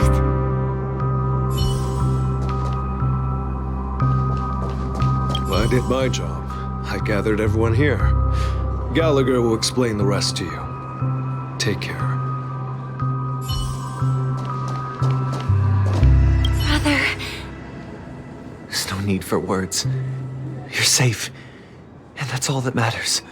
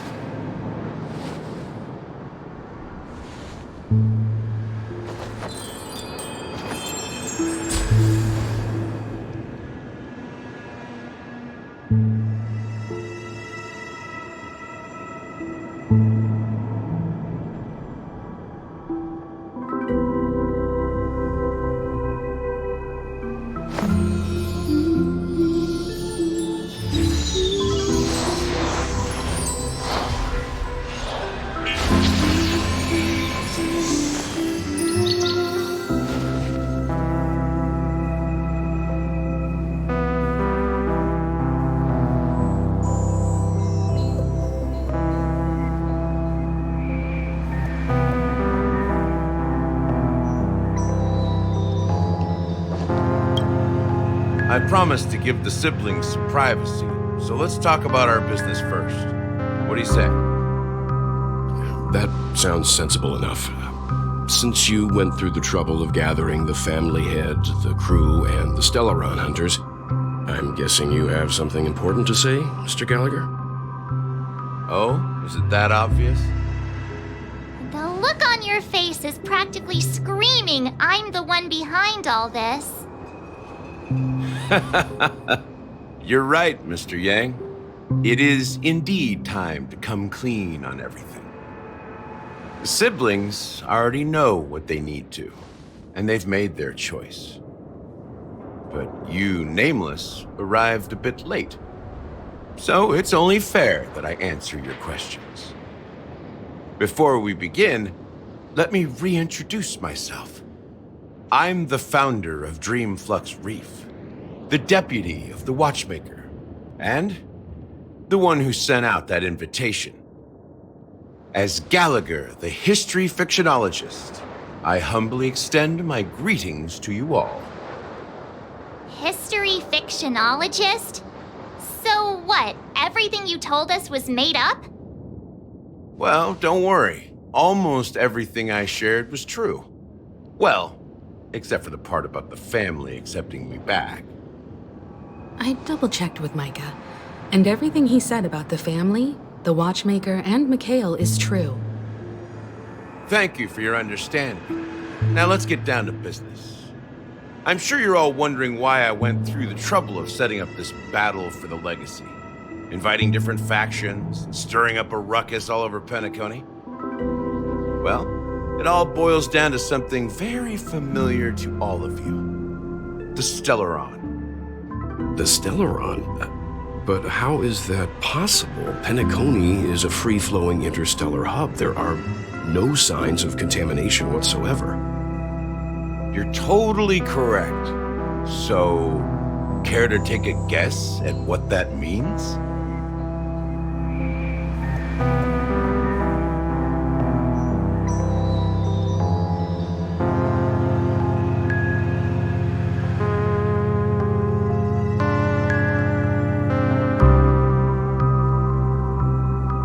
How keen.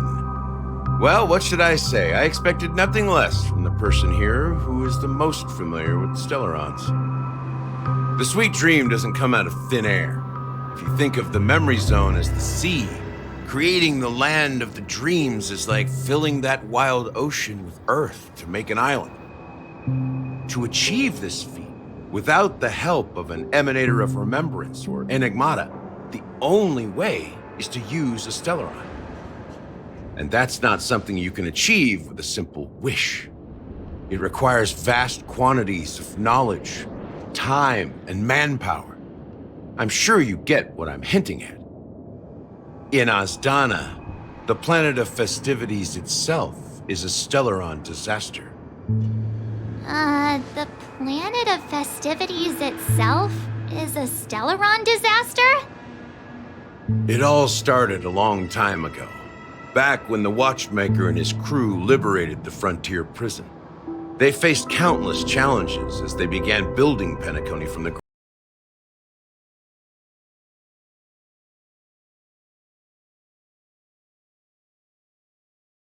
war. The Nameless warned everyone against the folly of attempting to tamper with such a power, and most heeded their words. But there are always people in the shadows with ulterior motives. The turning point came after Tiernan's death. With two of the Nameless gone, the Watchmaker had to go to the front lines. It was at that moment his rivals saw an opportunity. By the time a representative from the Montour System's family arrived at the Watchmaker's call, the Stellaron had already been activated and was seeping into the primordial synesthesia dreamscape. And I suppose the family happened to possess the knowledge to seal the Stellaron? Not just that. They knew far more about the Stellaron than the average person. They helped Mikhail swiftly quell the civil unrest and played a part in building Penacony under the disguise of the Harmony. Those 3 eras were known as the Age of Dreaming.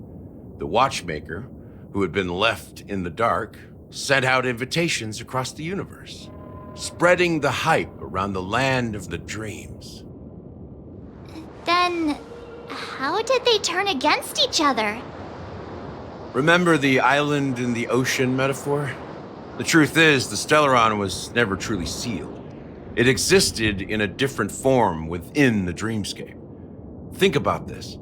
What would it cost to create and maintain such a lavish dreamland? It's people's lives.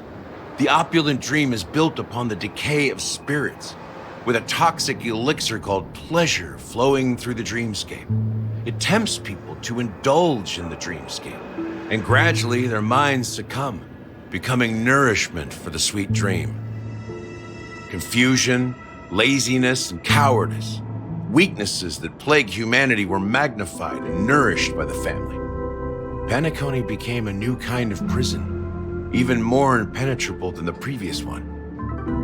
Sadly, we realized this far too late. By then, the family had a firm grip on Penacony, swiftly quelling any opposition that arose.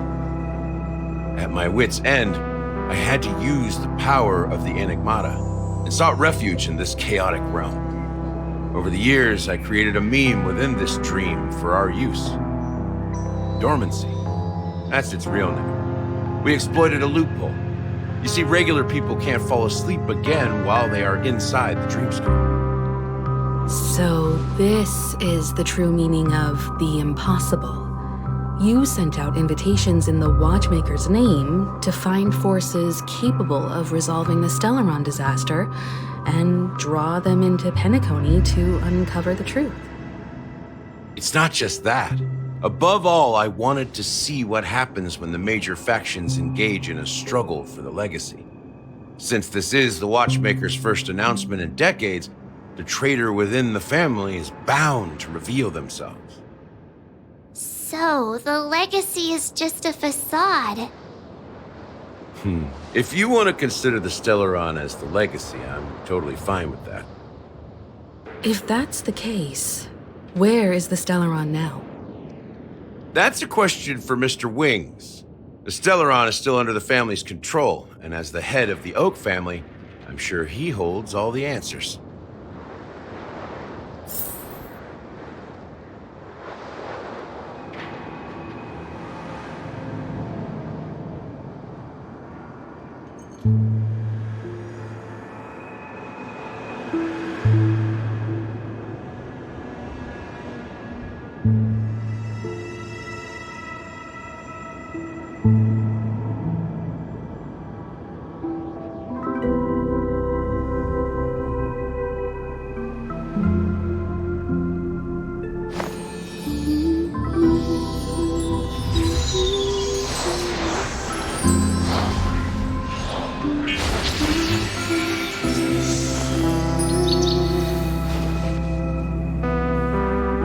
Go ahead.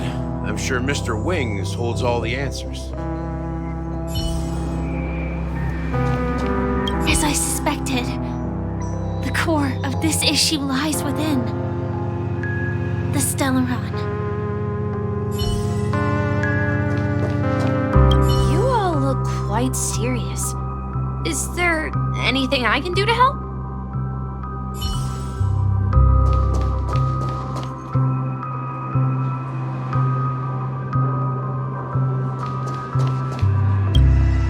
Are you done talking?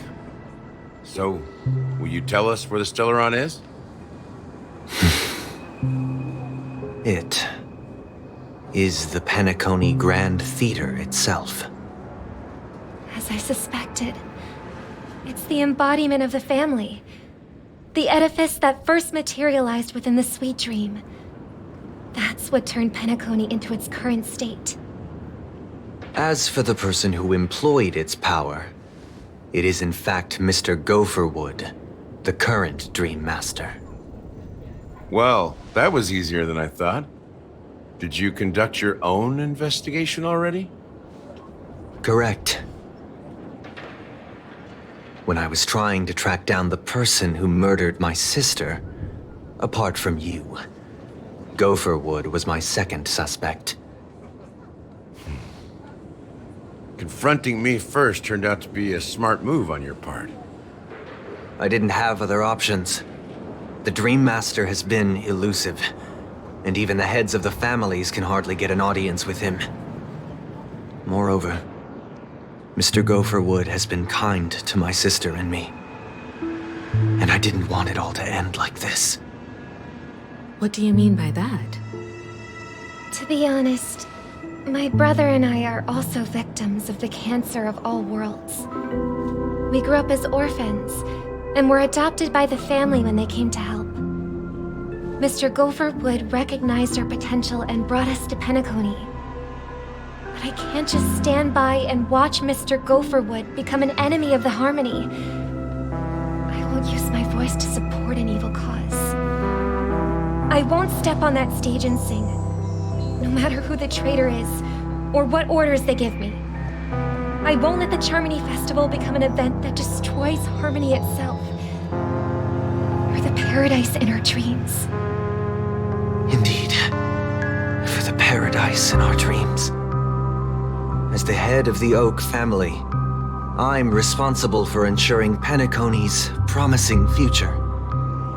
Robin and I will head into the Sweet Dream and confront the Dream Master.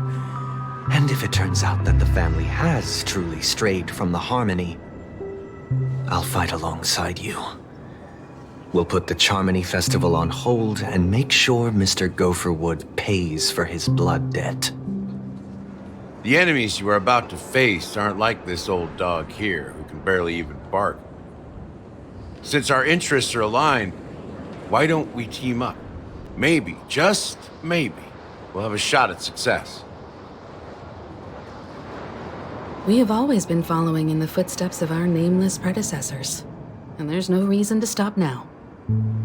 Yeah, we Nameless won't back down from a challenge. Isn't that right, Miss Trailblazer?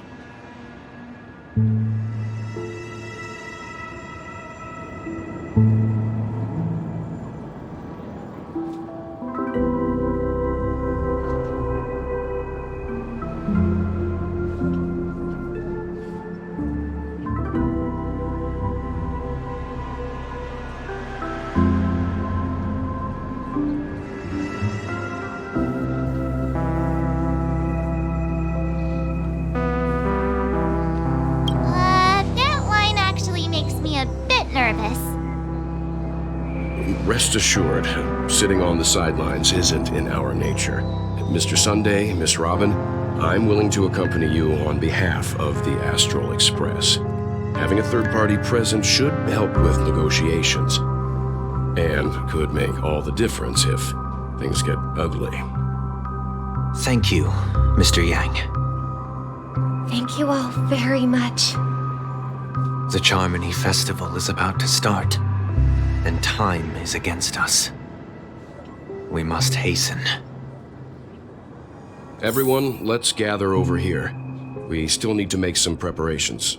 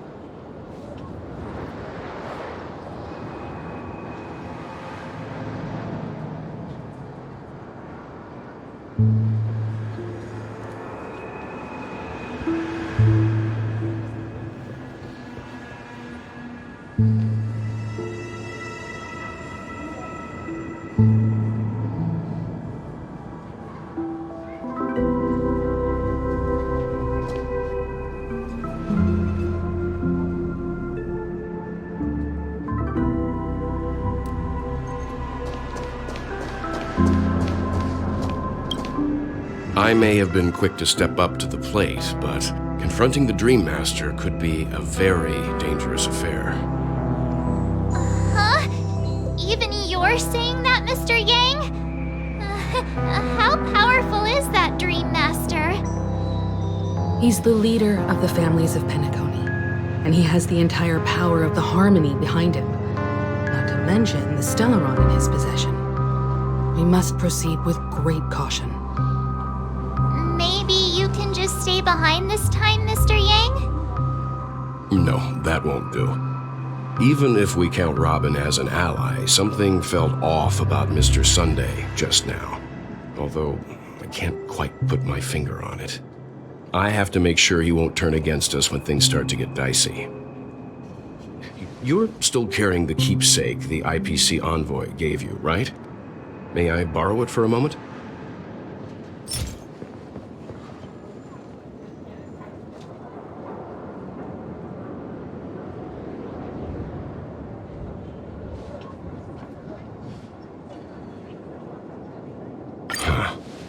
I knew it.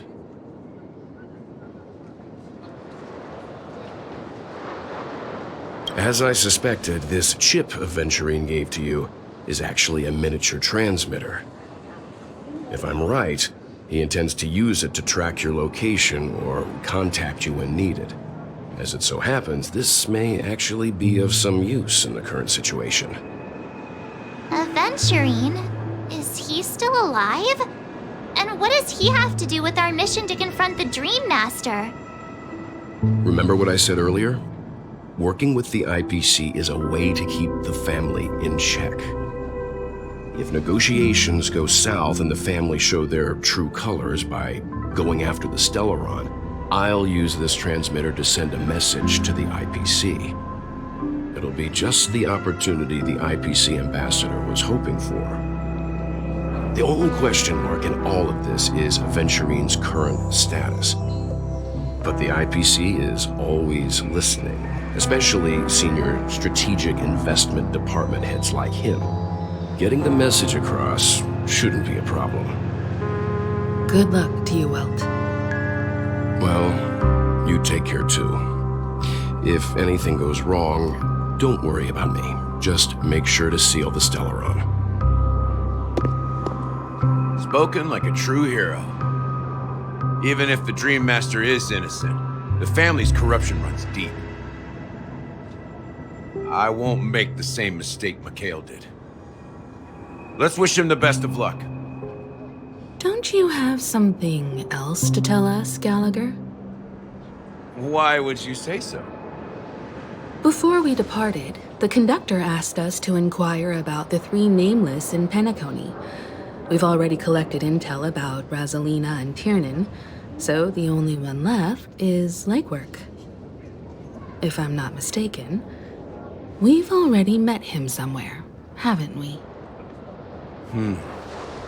It's not enough to say meet, but the answer is pretty obvious. After all, I've hinted at it in quite an evident way. I've been watching over you ever since I received the reply from the Astral Express. And I've seen the great effort you all put into linking different realms together across the cosmos.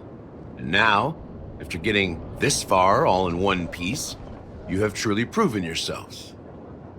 Miss Himiko, were you the one who repaired the Express and got it sailing through the cosmos again? Yes. And you two, young Nameless, you have very interesting life stories and extraordinary skills.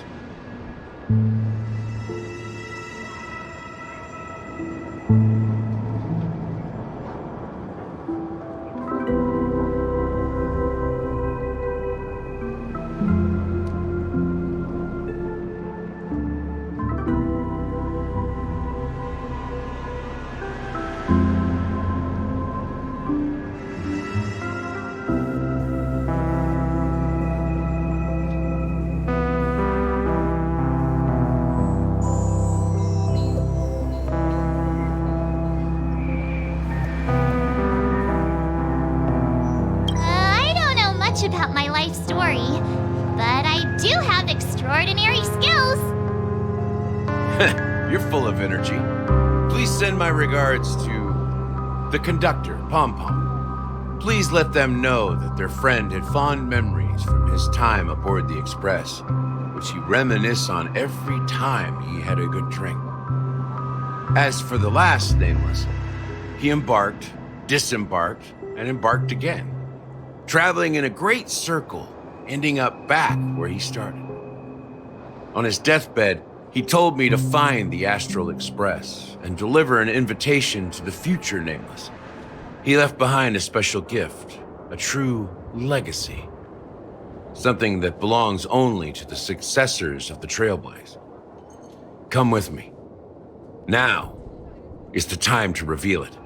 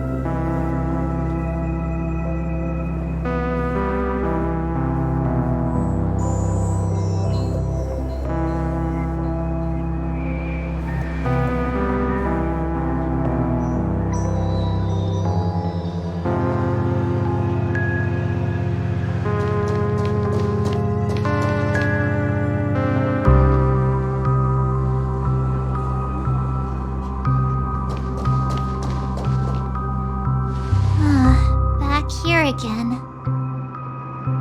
Sometimes I feel like you're still alive, old friend. Like you've still got so much to say and do. I've kept my promise, brought the future trailblazers you've waited so long for. I don't know why you were so obsessed with that train, but I remember your last words. Don't let us down, old man.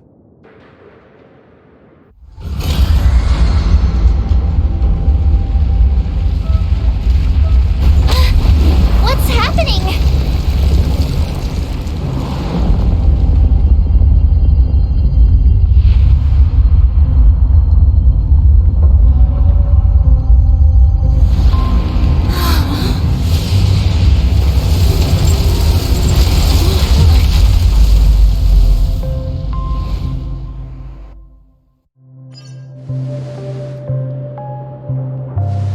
Go ahead. His resting place lies in the garden up ahead. The first and last nameless of Penacony. Mikhail Char Legward, the Watchmaker.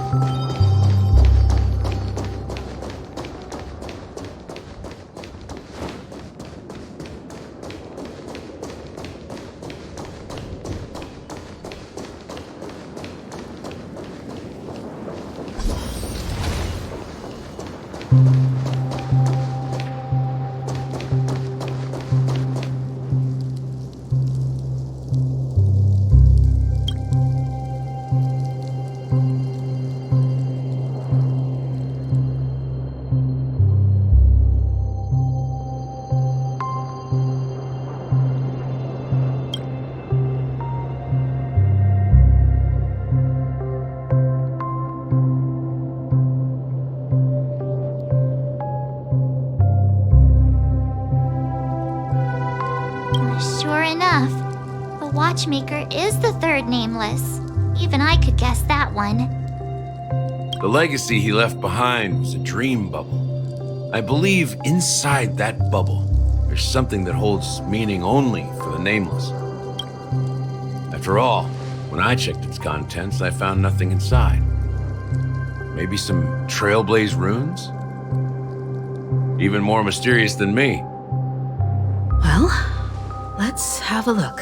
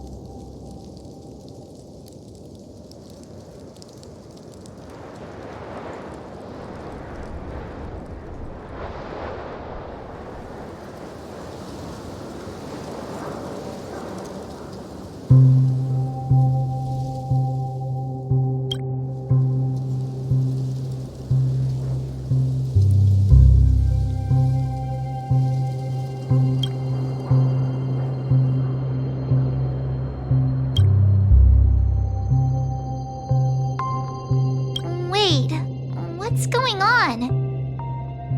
Seriously? There's nothing inside this dream bubble? How could a dream bubble be empty? Just as I suspected. That old man always had this strange belief in the nameless and the trailblaze. And I never understood where he got that confidence from. Especially since he never managed to get in touch with the Express while he was alive. I could never figure out what was going on in that old man's head. But this empty dream bubble is so typical of him. He was always full of weird fantasies and incomprehensible romanticism. That mischievous old man. Well, I didn't expect him to leave anything concrete behind anyway. Don't think that's the case, Gallagher. I'm sure Mikhail has left us the most precious thing of all. Don't start getting all philosophical on me, all right? Just as Mikhail believes in the nameless of the future, we unconditionally believe in the nameless of the past. How could they leave with regrets for the future when they were ready to dedicate their lives to the land they loved? There must be something contained in this dream bubble. It's just we haven't figured it out yet. You also have faith in the Watchmaker, don't you, Gallagher? Well, I'm a follower of the Enigmata. My philosophy forbids me to have faith in anything. That's why I understand what faith means in the path of Trailblaze. And I also want to know what he left behind. I'll leave it to you guys then. Can I borrow your pet? I need to make a trip back to Golden Hour and check something at the Dreamscape sales store. It's for Mikhail, and for the future of Penacony.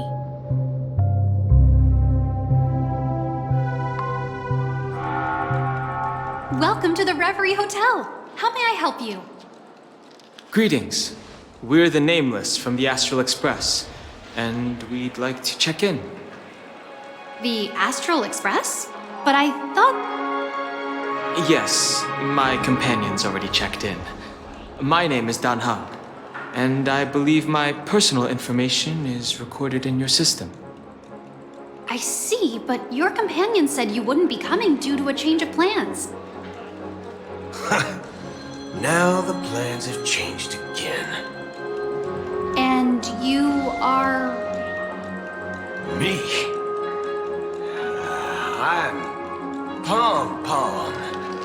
new Nameless, who's also with the Astral Express. He's my fellow trailblazer. We responded to the family's invitation before he boarded the express, so he wasn't registered in your system. Is it possible to accommodate him as well? Oh, I see. Another one of the Nameless had a similar situation. Seems like a lot of people are joining the Trailblaze these days. Since there's a precedent, it shouldn't be a problem. Just give me a second to contact your companions. I'm sorry, dear guests, but it seems I'm unable to reach the other members of the Astral Express. What do you mean by unable to reach them? My apologies. This is the first time I've encountered a situation like this. However, the system indicates that those guests are still in the dreamscape. How about this? Give me their room number, and we'll go check on them ourselves. I'm afraid that's not possible. I need to verify both of your identities before I can share any guest information. How about you just wake up someone? Let's say, Wilt? I'm sorry, but there are strict rules regarding forced awakening. It cannot be done without the proper clearance. So nothing works, huh? What's your solution then? Are you saying we sleep here? At the reception? Please be patient. We need to contact your companions in order to confirm your identities. And now it seems you need to confirm our identities before you can contact our companions. It seems so. Oh, fudge! Look, nothing personal, but if you can't handle this, go find someone else who can, okay? Please calm down, dear guests. I do recall that Mr. Sunday, the Oak family head, personally handled this issue earlier. Oh, please wait a moment while I contact him. I don't think she's trying to give us a hard time. She really just doesn't know what to do. I have a bad feeling about this. You tried to contact them on the express earlier, but they didn't respond. Something doesn't seem right. I need to leave for a moment. You can stay here with the receptionist. Sure thing. Just don't keep me waiting forever. Home seems pretty worried about his companions. I should give him some space. Stressing out about it won't help anything.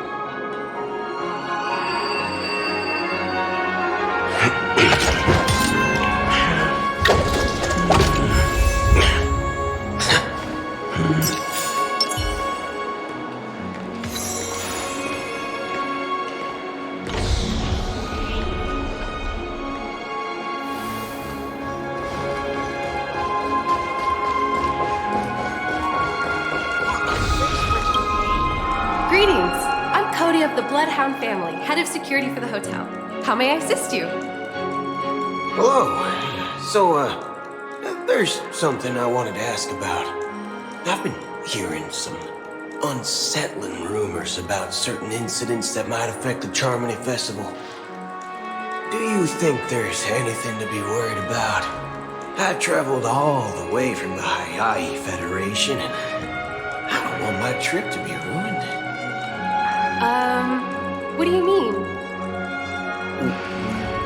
Wait, you haven't heard? I'm not sure where you heard those rumors, but they're completely baseless. I can assure you, as a representative of the Bloodhound family, that everything is going smoothly for the Charmony Festival. At present, all of the families are focused on making sure the festival starts on time. Even the Dream Master himself has arrived. So don't worry, your trip won't be in vain. That's a relief to hear. She doesn't appear to be acting. So, it seems that even the hotel staff are out of the loop.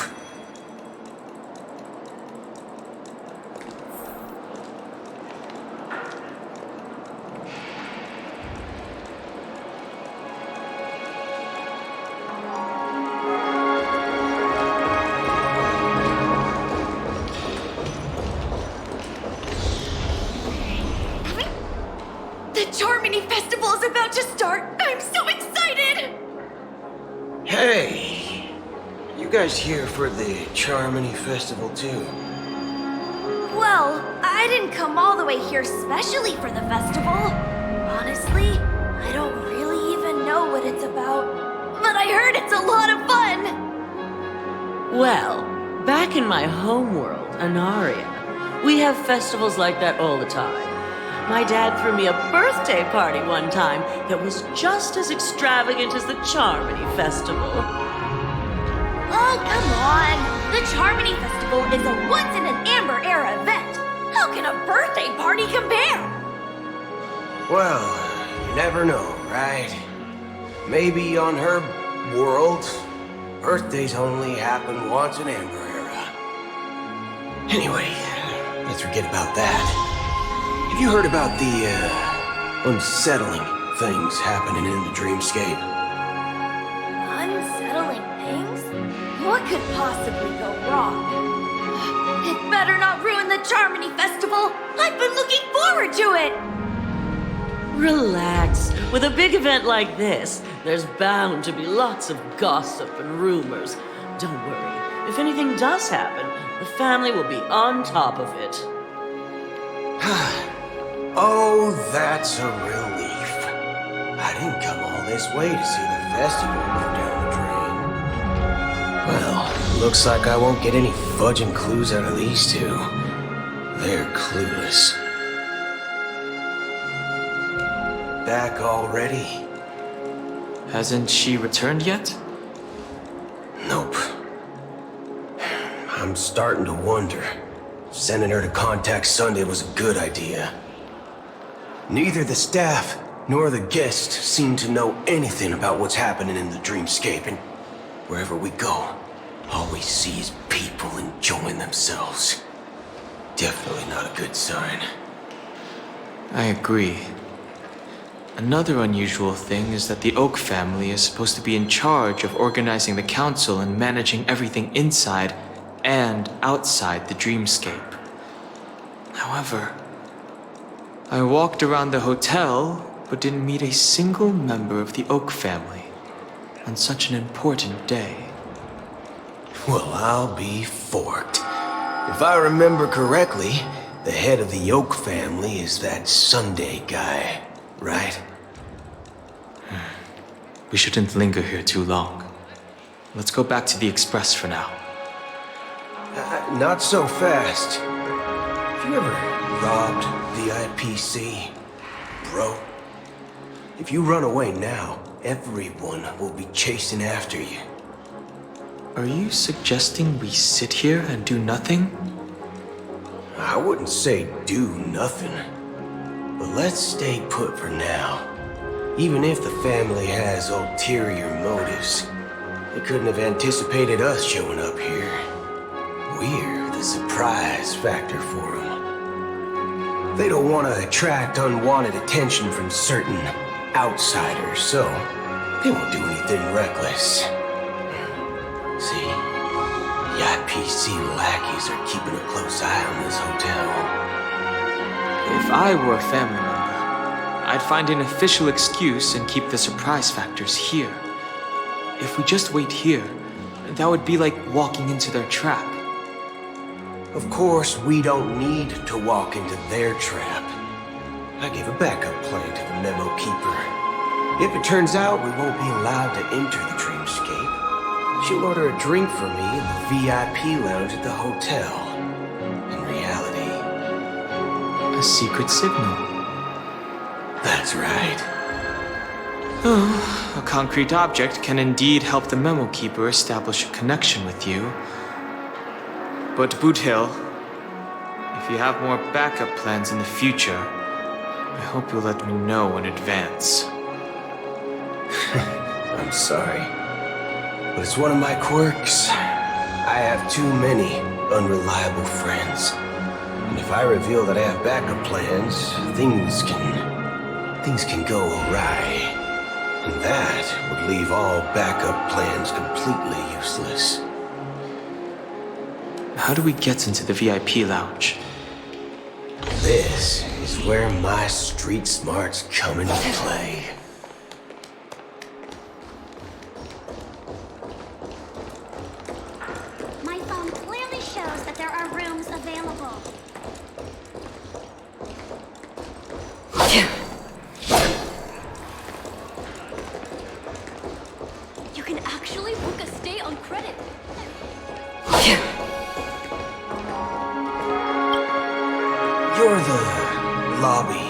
manager, right? Yes, I am. How may I assist you? We're the Nameless from the Astral Express. We wanted to check in, but there's something wrong with your system. The lady at the front desk said she would contact the manager, but now she's nowhere to be found. We've been waiting here forever, without any food or water. What the fork, man? Is this how the family treats its guests? Is this your idea of street smarts? Starting an altercation? It's called standing up for your rights. I apologize for the inconvenience. Please wait while we try to contact Mr. Sunday. I'll arrange 2 premium seats in the VIP lounge so you can rest there while you wait. See? Just like that. Just don't call yourself Nameless next time. Wow, this bar's something else. Certainly worthy of the planet of festivities.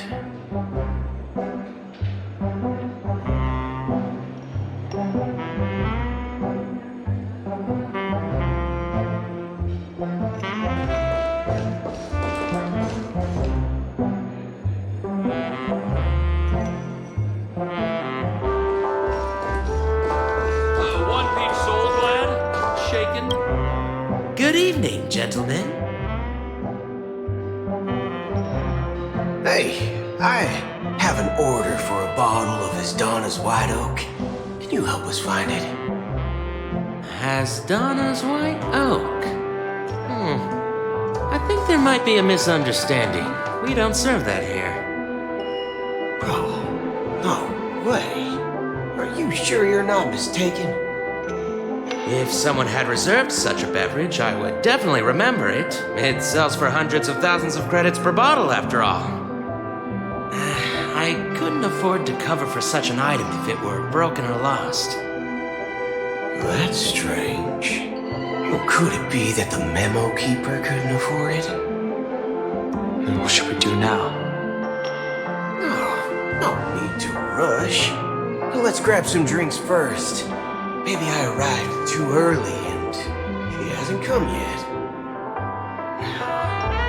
Let's see what kind of juice malts you all have here. Well, give me a glass of Heenum Valley, 40 years. I'll have it neat. No ice. Well, that's the most expensive one on the list. You have a taste for the finer things.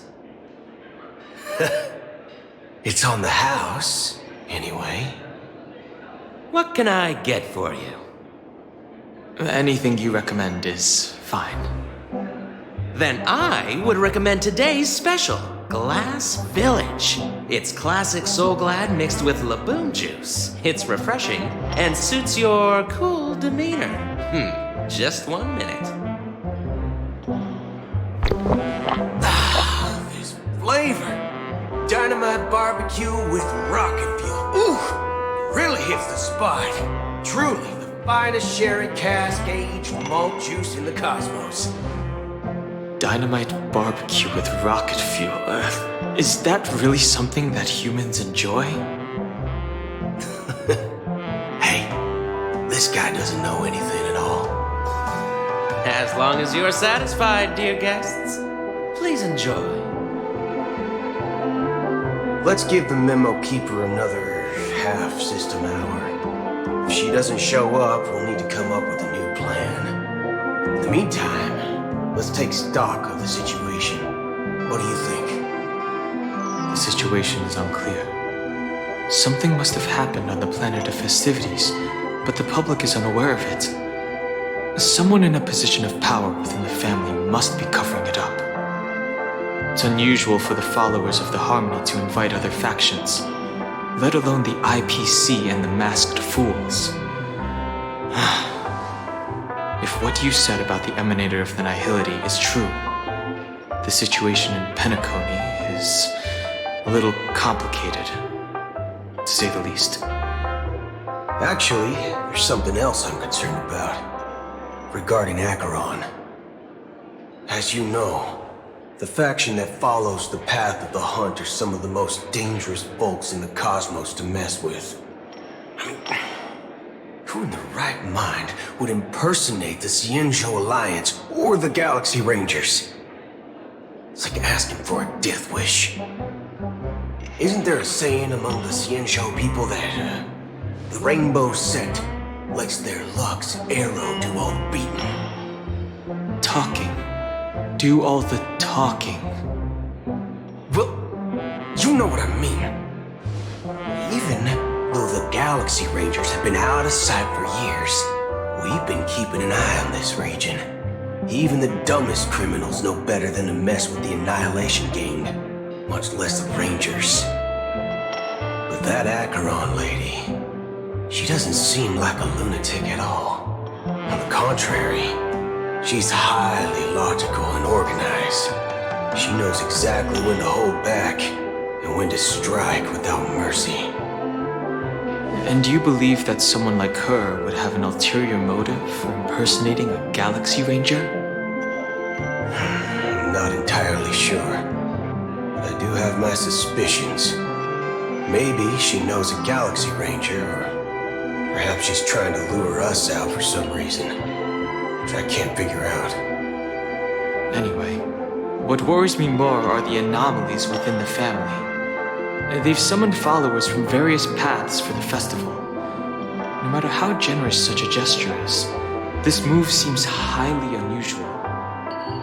Unless the invitations weren't sent by them. If that's the case, it's even more intriguing that the family insists on organizing the Charmony Festival, despite the chaos. Maybe it's Shipei the Harmony pulling the strings. You find it beyond human understanding because it wasn't arranged by humans at all. People do stupid things out of irrational impulses. They abandon their principles when self-interest is involved. They believe in things they know they shouldn't, and fudge, they even break their own rules. But eons don't. They stick to their determined path and never turn back, even if they reach a dead end. You think Shipei's will is behind all this? It may not necessarily be Shipei. There's definitely some higher entity involved. I know it may sound pessimistic, but if human free will were reliable, why would we even need Galaxy Rangers? It's much simpler when you boil it down to the eons and paths. Like how Lon always follows the path of the hunt, or how the Express stays true to the Trailblaze despite Akavili's disappearance. But in my opinion, Akavili's fall holds significance for the Nameless. Oh, so you're saying the Nameless now have to take responsibility for their own choices because their absolutely right leader is gone? Exactly. I believe the purpose of the journey isn't just about following a path that's always considered absolutely right. It's more about doing your best to choose the right path for yourself among countless possibilities, even with limited insight and judgment. I don't know what you've been through, but I agree that people must take responsibility for their choices, because no one else can do it for them. That's why the Galaxy Rangers need to uncover the imposter and figure out her true intentions. Just in case. I have a backup plan if the Memo Keeper doesn't show up.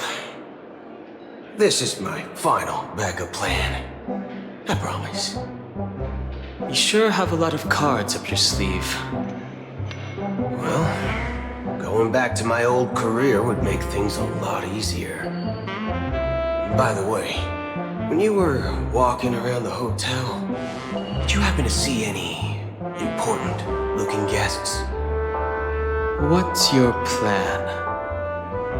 It's simple. We just grab some hostages and use them as bargaining chips with the family. Or maybe we can even take their identities. No need for that. We'll return to the Express now. Wait, are you getting scared? Draw your weapon. Let's make a big scene. Are you leaving, esteemed guests? Would you like to cancel that Asdonis White Oak you just ordered? Huh? Asdonis White Oak? But didn't you just say... Ha ha! Looks like you are a bit intoxicated, esteemed guests. You ordered a bottle of Asdonis White Oak just a moment ago. Looks like your memo keeper friend has finally arrived. Oh, right. Sorry, my memory's not the best. You know, too many modifications and all. Anyway, let me check. Well, fork me. It says Donna's White Oak, all right. And there's a note. I'll be waiting for you on the Astral Express. No mistake. That's her message to you. She knew the hotel wasn't safe, so she suggested we find another place. Well, looks like we took a detour, but now it's back to the Astral Express. So, what are we waiting for? Let's go.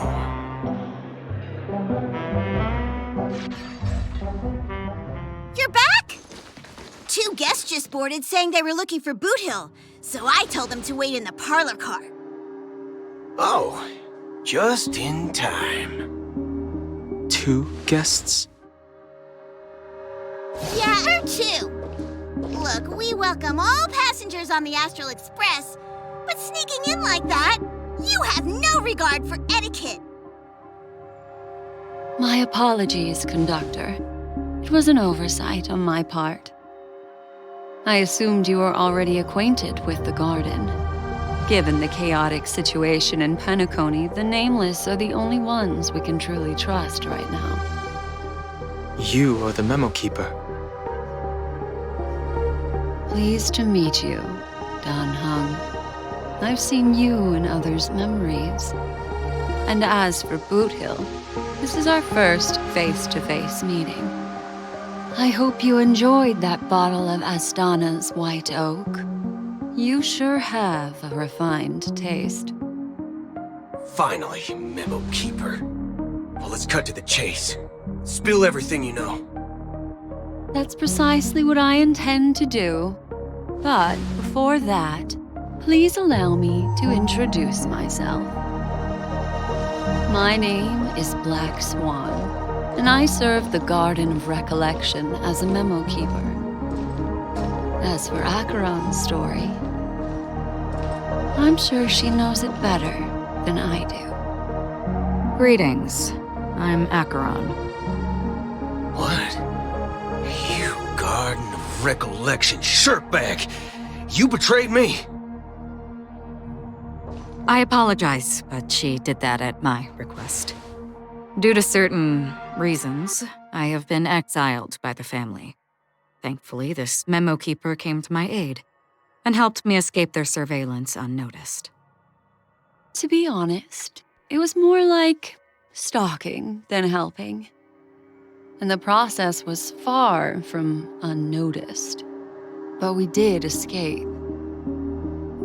I asked her to guide me to a place beyond the family's reach and to contact a few trustworthy individuals, namely all of you. Trustworthy? Son of a nice lady. You think I'm dumb or something? How about this? I'll put a few bullet holes in your head and see what secrets spill out. Then, we can talk about trust. It doesn't have to be like that. I'm willing to answer all your questions, but not right now. If my cover hadn't been blown, we might have had more time, but at the moment, we don't have any other options. No other options? What do you mean? This is the only way I can ensure everyone's safety. I kindly request an immediate warp jump out of the Astana star system.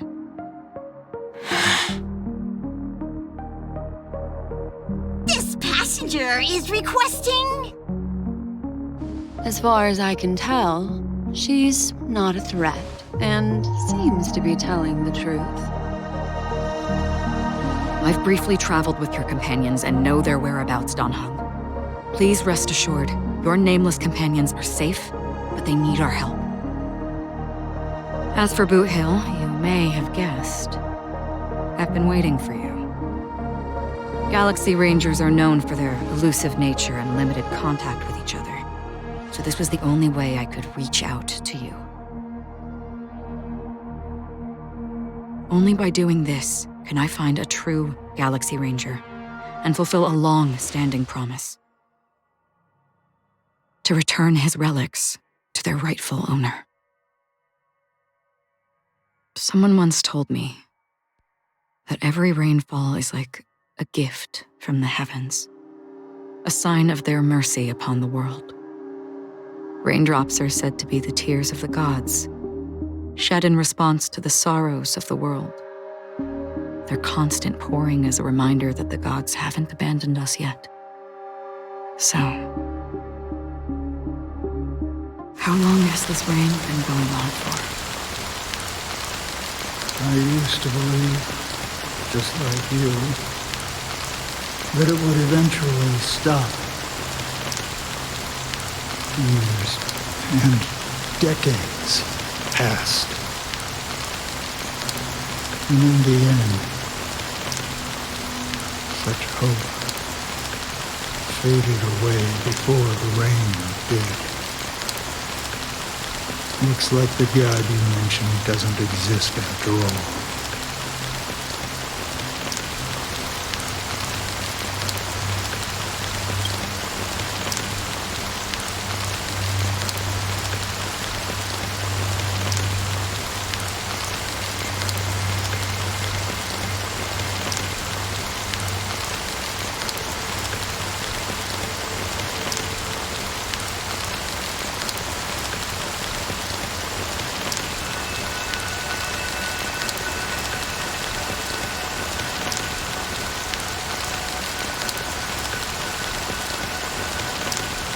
Well,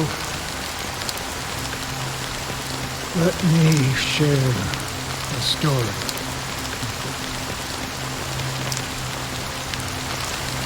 Mortals who walk the paths are like sailors on a vast ocean, leaving behind a trail that creates countless ripples of possibilities.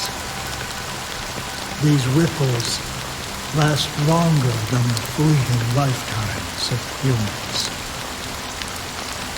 And for some, their presence leaves such a strong mark that it's reflected in the waves.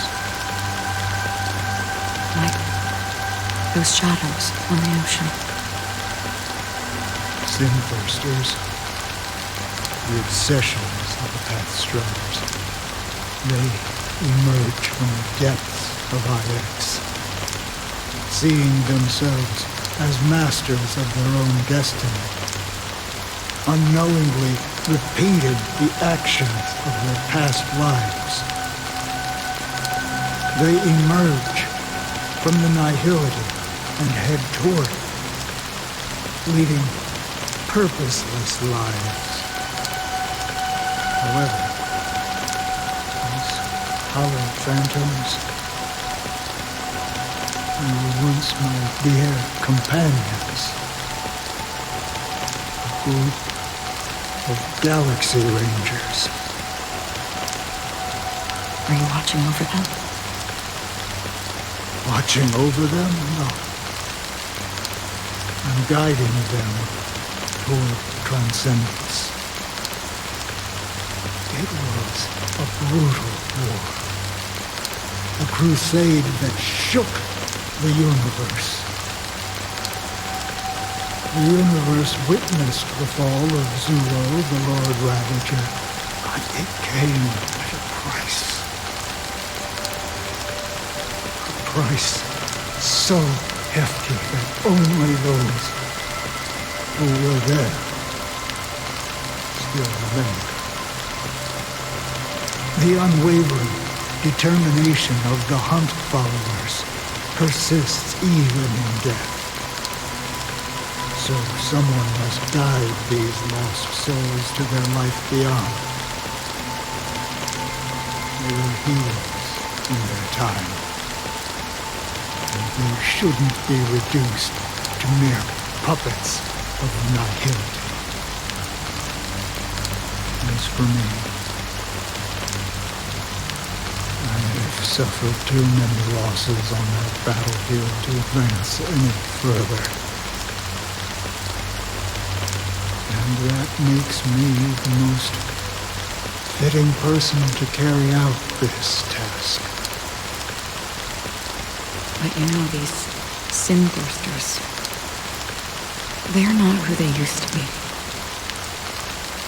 Does this seem pointless to you? Well, some tasks have to be done, even if they are pointless.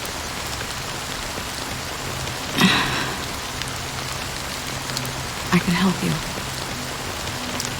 For what? For the meaning of the nihility. That's what I've been seeking. I see. After all, this realm is off limits to ordinary souls, right?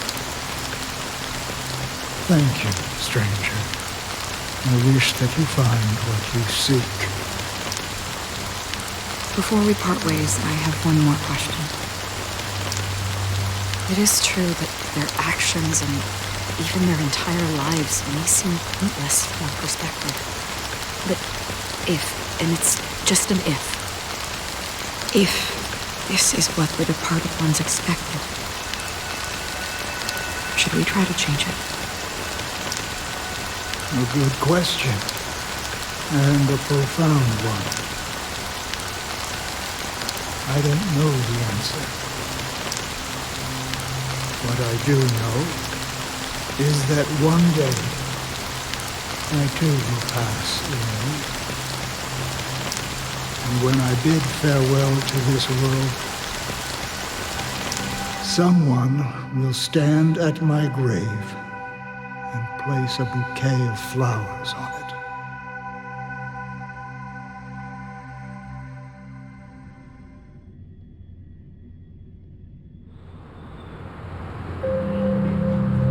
When I appeared as a child, my speech, mindset, and soul reflected immaturity and innocence.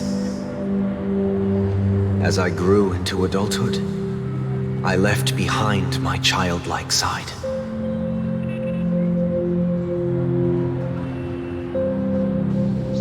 I humbly request your blessings, esteemed advocate of Shipe. Come to me, my kinship. I have sought their presence with us. As you wish. I have faithfully served the Alfalfa family for nearly a decade, promoting the path of the harmony to the best of my ability. However, I made a mistake yesterday. While I was preparing dinner for the family head, I accidentally dropped a prepared dish on the floor. Out of laziness, I lied and claimed that everything was ready. Although the head has dismissed me as punishment, it has been tough to sleep with the guilt still gnawing at me, as I worry that the seeds of evilness may have taken root in my soul. So, I confess to you now to seek atonement for my sins. Do you sincerely repent and vow to change your ways? Yes. Have you examined your soul and confessed all your sins? Oh, yes. Are you willing to accept the process of atonement? Yes. Very well.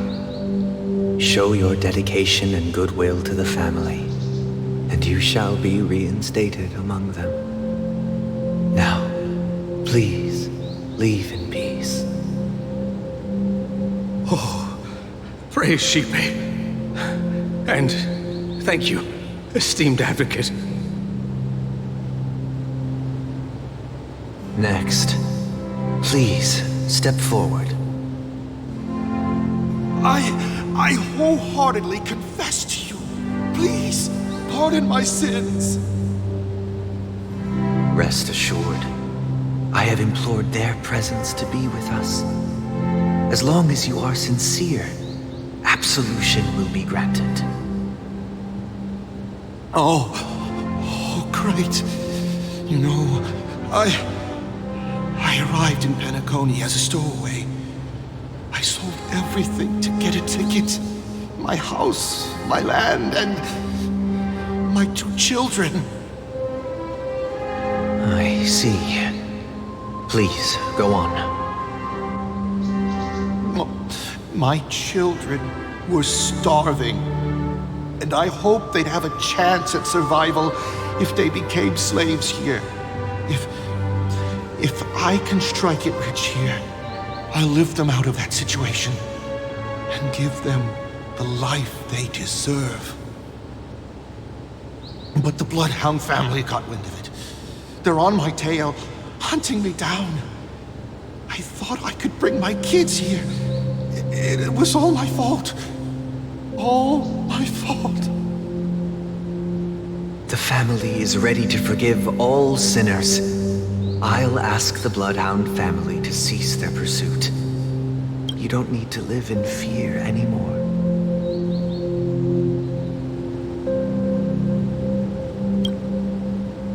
Oh, thank you. Thank you. I'll work my hardest to redeem my children and make them part of the family. Praise the harmony!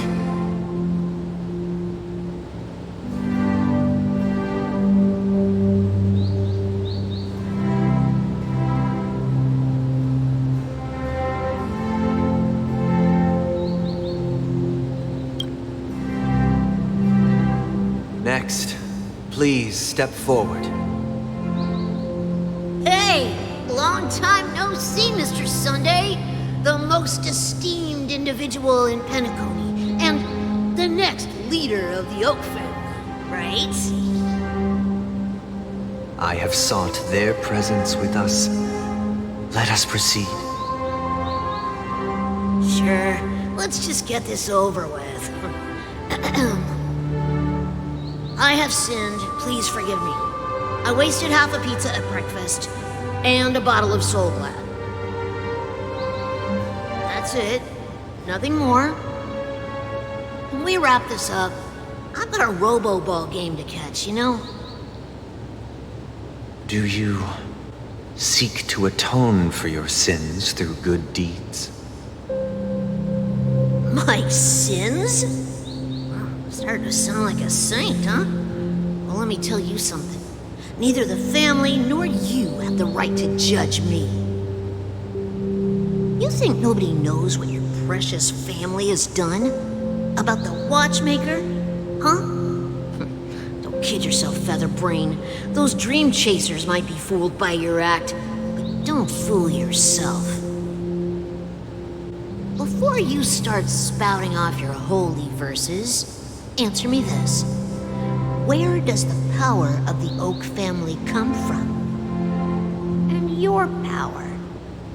What makes you think you can sit there all high and mighty, looking down on everyone else?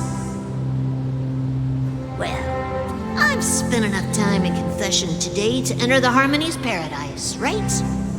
Then I'll take my leave. Good luck with your election, and, don't make me regret my investments in you.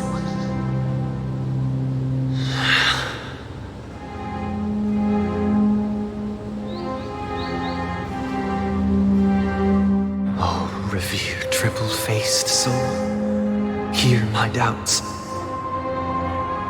Who can judge the strong when their power hides their crimes?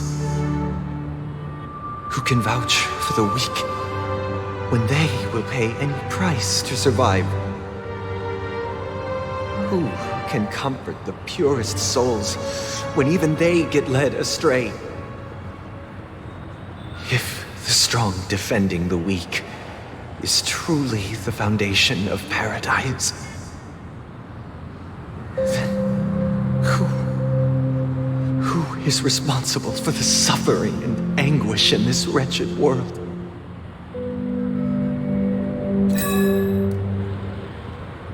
Brother? Brother?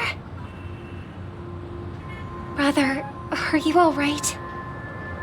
I'm fine. I've been working long hours, and I just made a trip to Dreamflux Reef and back. So, I'm a bit out of sorts.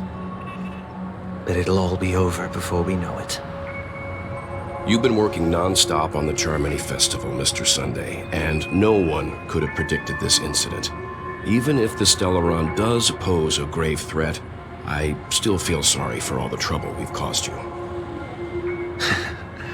No need to worry about troubling anyone. The Charmony Festival was meant to spread joy and harmony across the cosmos.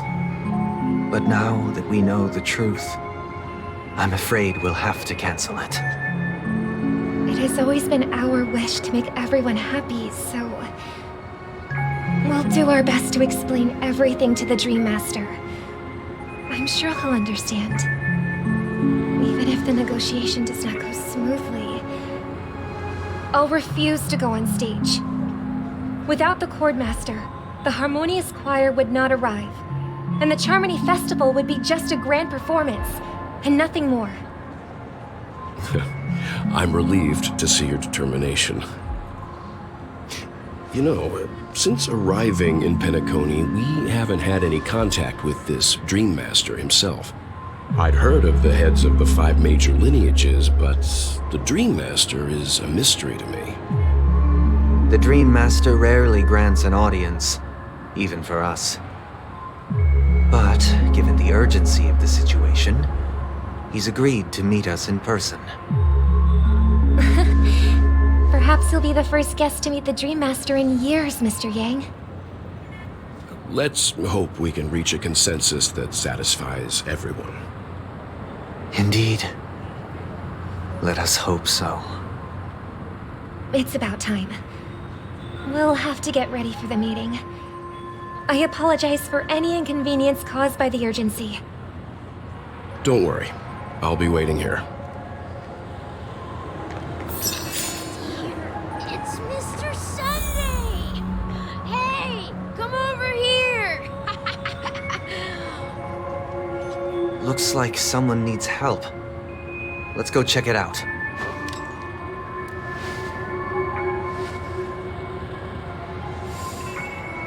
Thank you for everything you've done. I'll be waiting here.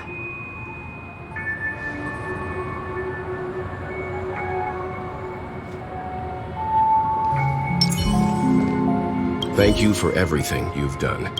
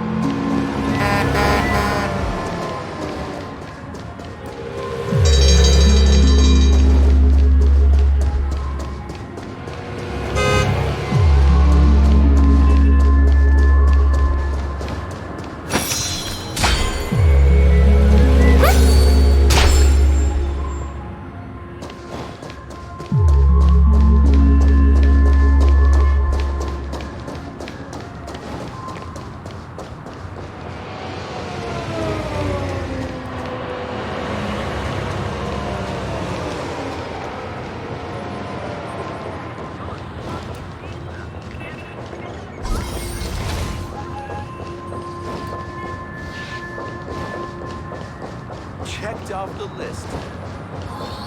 Dear, it's Mr. Sunday!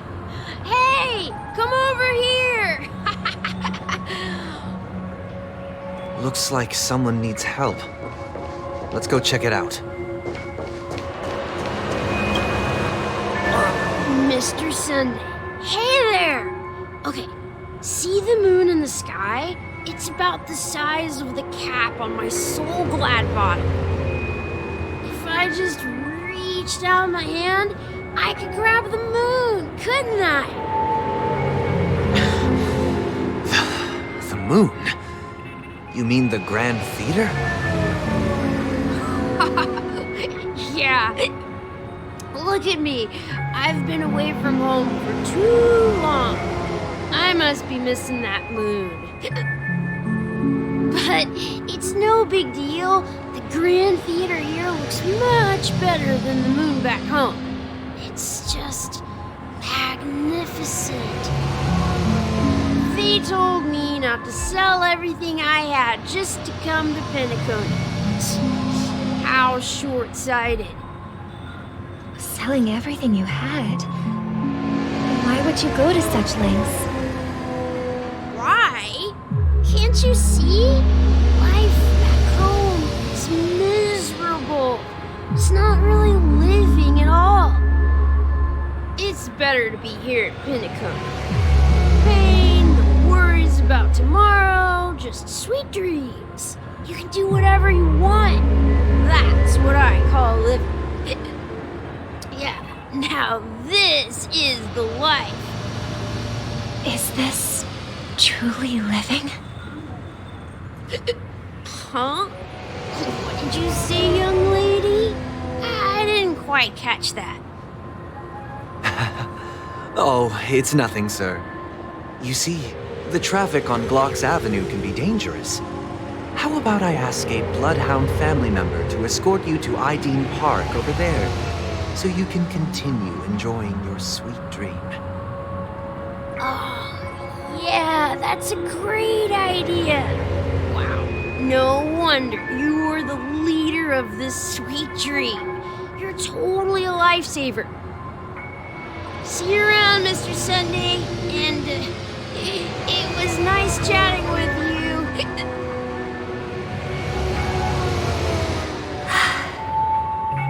What's up, sister? This is the land of the dreams. But why do they live like this? The man we ran into, he doesn't seem happy at all. Even though sweet dreams are nice, they're just illusions. But for him, they're the only way to survive, even if it means giving up on reality. That's not really living at all. I suppose you have a point. But, in my opinion, that's how most people live their lives. Why do you say that? You think that man is not actually living, but that's not quite accurate. Even without Penacony, people create their own illusions called self-value. People believe they have a predetermined value to fulfill. Gaining value means gaining power, and those deemed worthless are seen as the weak. However, value doesn't come out of thin air, and there's a limit to it. To accumulate value, people have to take from others. So, the weak get exploited and oppressed. Are you suggesting that this is not how things should be? Exactly. But, ironically, people don't think there's anything wrong with it, because they uphold the illusory notion of self-value, and even the weak believe in it. The survival of the fittest. That's where all the tragedies in the world come from. People come to the sweet dream in Penacony to escape from that reality and find solace. No tragedies exist here, only happiness, although in its nascent form. Isn't that the same paradise we yearn for in our dreams? Perhaps that man is just an exception. let's not jump to conclusions. We should experience the dreamscape ourselves.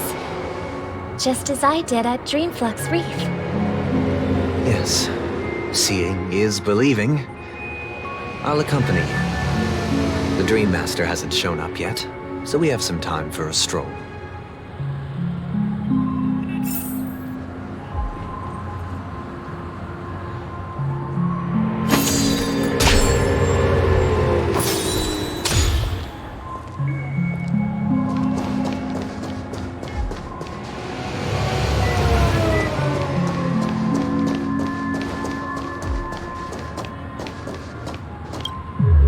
Glad to meet you again, Robin. How are the preparations for the Charmony Festival coming along? We're all so excited about it. It's going smoothly. Thanks for making the trip to join the festival. You're too kind, Robin. It's a pleasure to have guests from all over the universe celebrating day and night. I can't stand being lonely or bored, so this jubilant dreamscape is perfect for me. But if this went on forever, would it get boring too? Yeah, not at all. Who would get tired of having so much fun? Every day, you get to wear fancy clothes, explore all sorts of dream bubbles, indulge in delicious food without gaining weight, and you never get old or sick. As long as you can afford a room, this place is the ultimate paradise. But you know that only a few things can be brought back from the dreamscape to reality, right?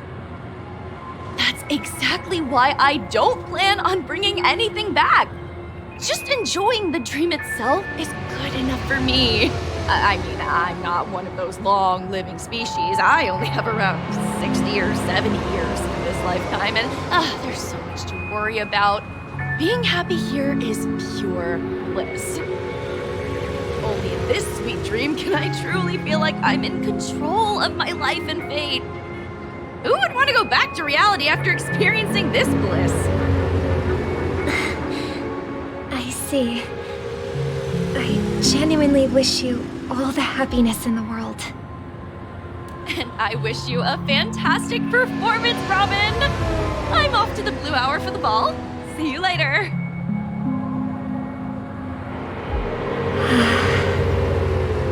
Seems like that guest's perspective didn't resonate with you either. She had a valid point, and I could sense her genuine happiness. It's just that... What you're trying to say is, she thinks she's in control of her life. But in reality, she's just escaping from reality and seeking solace in this sweet dream. Once she steps out of this sanctuary, everything will be lost. Well, she did make mention of being able to afford a room, didn't she? However, the paradise in our dreams, it doesn't have to end. No, and the paradise we yearn for shouldn't be just a fleeting dream either.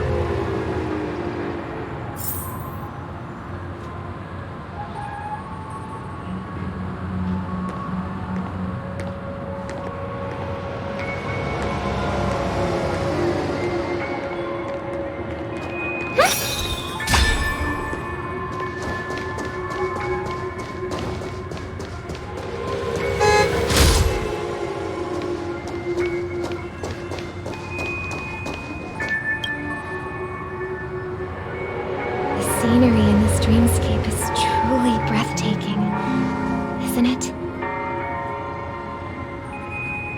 Oh, Robin.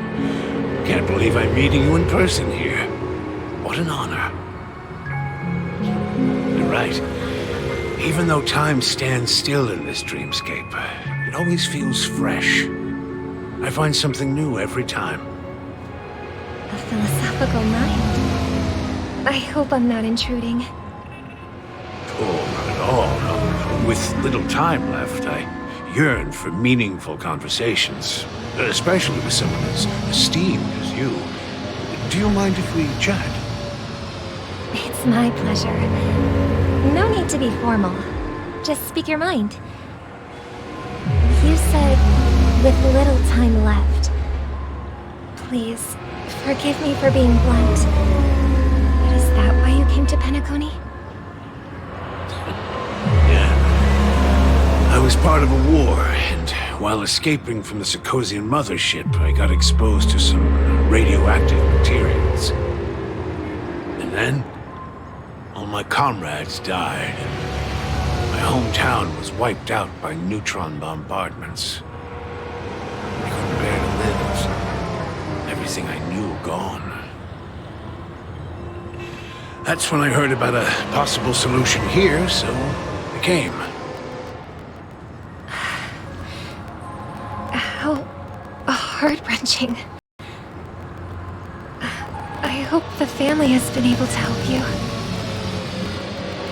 They have. I'm truly grateful for that. They've provided me with a comfortable room, the most advanced life support devices in the cosmos, and a stellar team of caregivers. My physical body is now in the dream pool, sustained by life support. The me you see here is whole, rational, and no different from any other person. But I can't say the same for the me in the hotel room. My true appearance? I hope you never have to witness it, Robin. So, you'll be living forever in this dreamscape, right? Just being able to live at all is good enough for me. Whether it's in this dreamscape or not, well, I don't really have much say in the matter. My world has been torn apart, and my life could end any second. So, even if this whole place is an illusion, it's still my paradise, and I'll treasure every moment I spend here. How I envy those everlasting things. That old man's story. It's so tragic. Fortunately, this sweet dream gives him joyful memories to hold on to for the rest of his life. That's precisely why this sweet dream in Penacony exists. However, even the sweet dream has its limitations. While it provides solace to the disillusioned, it can't completely eliminate pain in reality. There will be a way out. Penacony is already on the right track.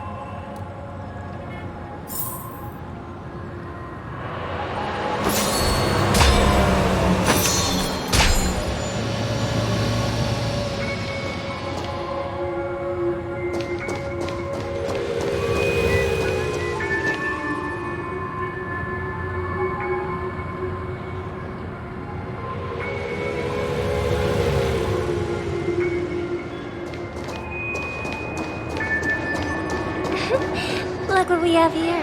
A lovely young lady. Wait, is that me?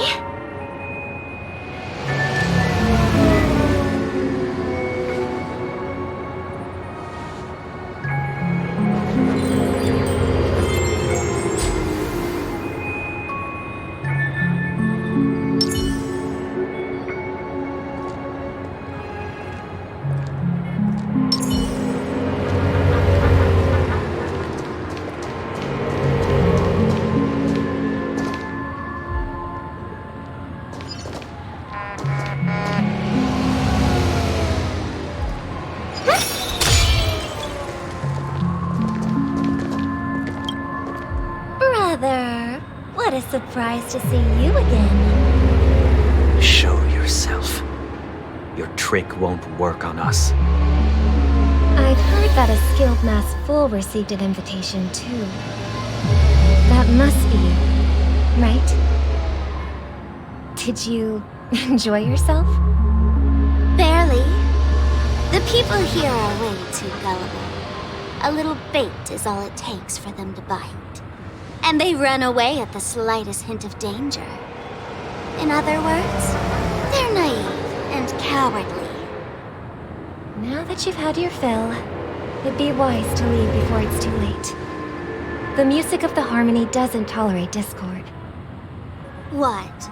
Now that you have the real Robin, I'm useless? Oh, how disheartening. I've done so much for the family. You should be thanking me, because if it weren't for me cleaning up this mess, Penacony would still be in shambles. Don't you think? That was a personal request from the head of the Iris family, and it has nothing to do with us. Step aside and stop causing trouble for the Charmony Festival. The Charmony Festival?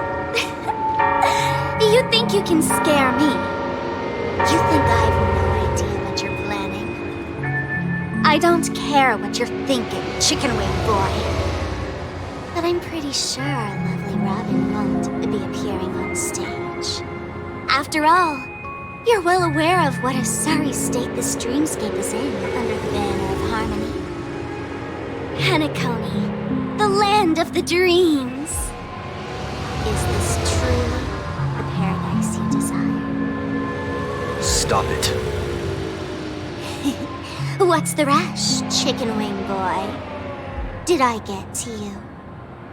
Our paradise is none of your concern, Master. Leave now, or the family won't tolerate you anymore. All right. I'll go. But Robin, I suggest you seriously consider this. Do you really believe those living in dreams can escape pain and find true happiness? Well, I've done my part, and now I'm simply waiting for the fireworks to begin. Here, the last 2 gifts for both of you. And don't lose them. If by some unfortunate chance the Charmony Festival starts against all odds, remember to use them during the show. And it'll be thrilling. Bang! I heard a raven cawing in the distance. It seems the Dream Master will arrive soon.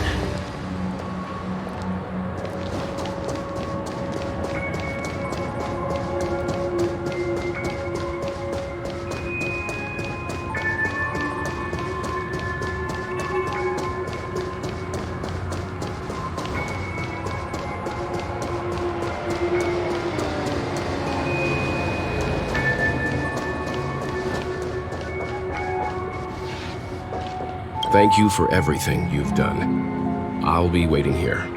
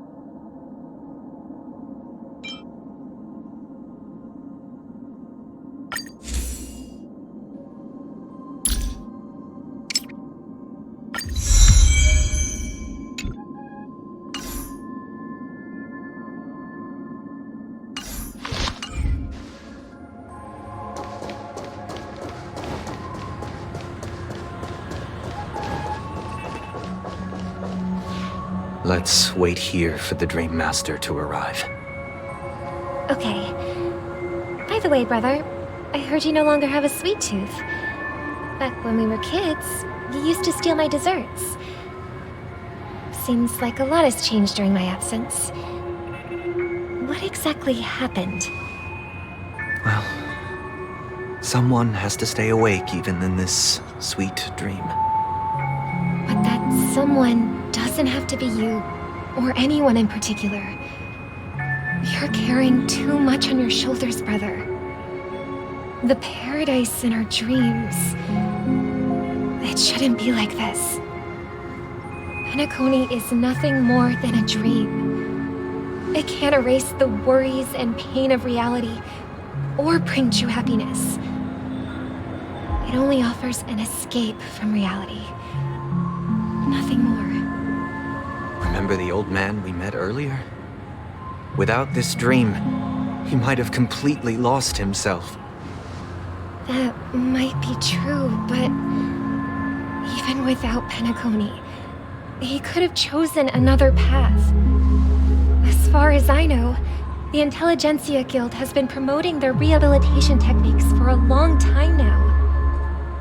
That path may have been more ordinary and challenging, but now he is receiving hospice care in a comatose state, and his fate is sealed. Is Penacony granting these people a future? Or is it taking it away from them? Well, don't forget this. Not everyone really has a future. The future for humanity is like the sky for birds. People mistakenly believe that flight is inherent to birds because they've never witnessed those birds crashing to their death. Do you remember how we took in that little Charmony dove when we were young? Yeah, we took care of it. Provided food and water, groomed its feathers. And later, when I decided to leave Penacony, I opened the cage and set it free. Well, I didn't mention what happened to it in my letters because I didn't want to upset you. Shortly after you left, it crashed to its death right in front of your window. I had surmised as much. I knew you wouldn't have avoided mentioning the bird for no reason. Despite that unfortunate outcome, I still believe it was the right decision. Birds aren't meant to spend their lives in cages. They belong in the sky, even if they can't fly. But here's the thing. If there are birds in this world that can never fly, can we really assert that they belong in the sky? Are you implying that the same goes for humans too? Let's take the Astral Express as an example. The Nameless made tremendous efforts to bridge worlds, gaining fame across the universe. However, only a few extraordinary individuals can endure such a perilous journey. That's because the pursuit of the Trailblaze exceeds the capabilities of ordinary humans. Otherwise, why would this path be filled with broken rails, an abandoned express, and even a fallen Eon? That's just sophistry. If that were true, then only the powerful would have the right to determine the future. Unfortunately, that's exactly what happens. Another name for the future is self-value. While this world has its fair share of heroes who inspire people and garner admiration for their heroic deeds, the majority of ordinary people will never become heroes in their lifetime. Some are born weak and vulnerable. Some find themselves trapped in unfortunate circumstances. Some fall victim to malice and cowardice. When it comes to survival, everyone is equal. And the weak can only watch as their value gets constantly diminished by external forces. That's why we should care for the weak and support them as if their suffering were our own. That's what the Odes of Harmony have always taught us. While the Harmony holds noble aspirations, the strong will always be strong, and the weak will always be weak. even in this carefree dream. Human nature contains greatness, but it also harbors inherent weaknesses that can't be eradicated. In the end, if people can't even secure their own survival, they won't care about the illusory future of equality. As long as the law of survival of the fittest prevails, there will always be fledglings crashing to their death. But if people don't live for the future, do they merely exist for survival? If even you, my brother, don't believe that the harmony will save the weak, then which eon can make our dreams come true?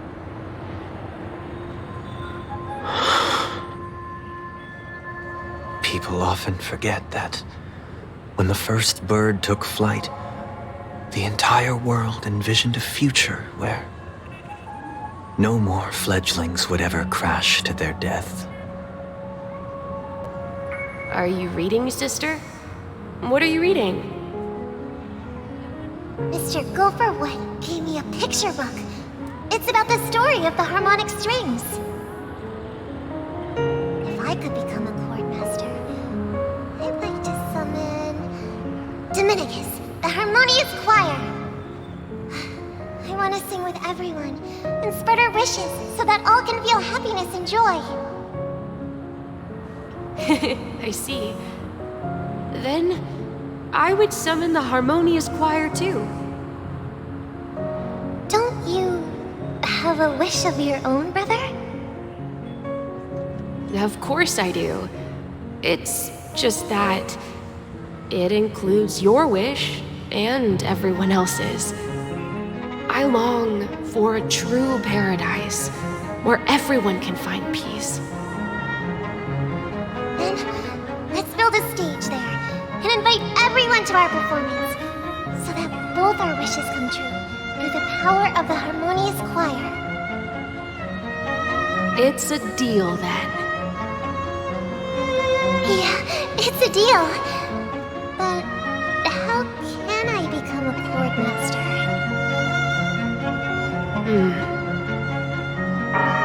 Maybe you'll have to become a star first.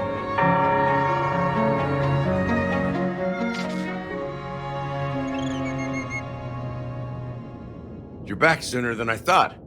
Any results? Yes. And now, it's up to us to forge ahead. Since he's already carried out his last wish, my final mission is complete. But pardon me if I sound curt. It's good to have determination. The path Mikhail left for you is not an easy one to tread. Why else would he have chosen to sleep in solitude, staking everything on some nameless in the future? But you have the numbers, and in numbers comes strength. So that might just delay your inevitable a little more. Got any more encouraging words? As I see it, relying on Welt's negotiations alone is far from enough. Regardless of whether the other party will be compliant, negotiating simply allows us to meet them as equals and won't grant us an upper hand. Penacony is our rival's home turf, and we already have very few chips left to play with. Rather than idly sit around while the family's got us blocked off, an offensive approach might be a wiser course of action. We're more familiar with the Stellaron's properties than most, and since it's the key to stabilizing the sweet dream, it's vital to the family's interests. By attacking their core interests, they're bound to retaliate hastily. And as the saying goes, haste makes waste. That's right. As long as we pose a threat to the Stellaron, either with words or otherwise, we have a chance at gaining the upper hand. But the problem is, on the eve of the Charmony Festival opening, how exactly are we going to get close to the theater? Family security will be airtight, and if we brute force it, even if we succeed, it's too risky. So, no one's gonna say anything? Then I'll raise my hand. I know the answer to this question.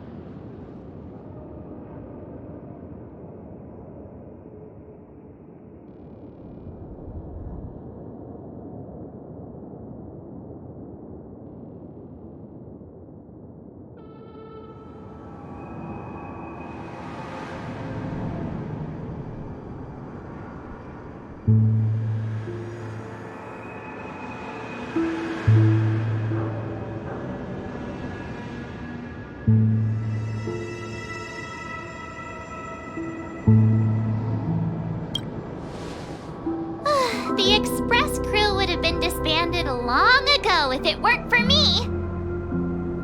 So, I heard that before the Charmony Festival begins, there'll be a pageant to kick off the festival. It's called the Soul Glad TM Festivity Auditions, or something, and it's going to be held in the moment of Scorch Sand. As long as we clinch the top spot, we'll be able to attain the title of Festive Superstar, and be able to personally bask in the graces of Miss Robin. Not that that's important.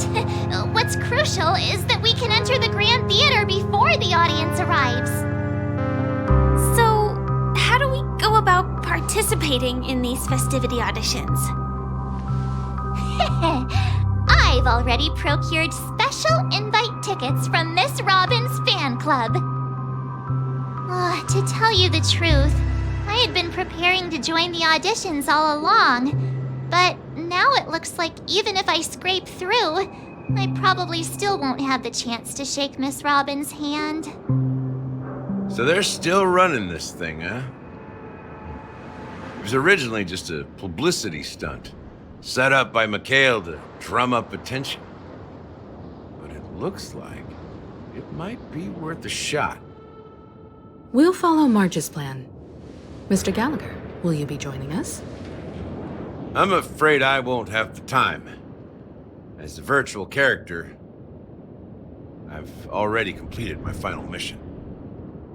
Whether Penacony can awaken from this dream is all down to you. Should we ever cross paths again? I'd love for you to visit the Express. All right. I'll have to add to that data bank of yours you've got on the Express. And Miss Firefly, we thank you for all your support. We're faced with a formidable enemy. As long as the Astral Express and Stellaron Hunter's objectives are aligned, we're willing to cooperate with you. We've already come this far together. I'd like to join you for the rest of your journey on Penacony. I'm pleased that we can finally fight shoulder to shoulder. I couldn't ask for a better ending. This is also the spirit of the Trailblaze. Now, everyone, let's prepare to move out.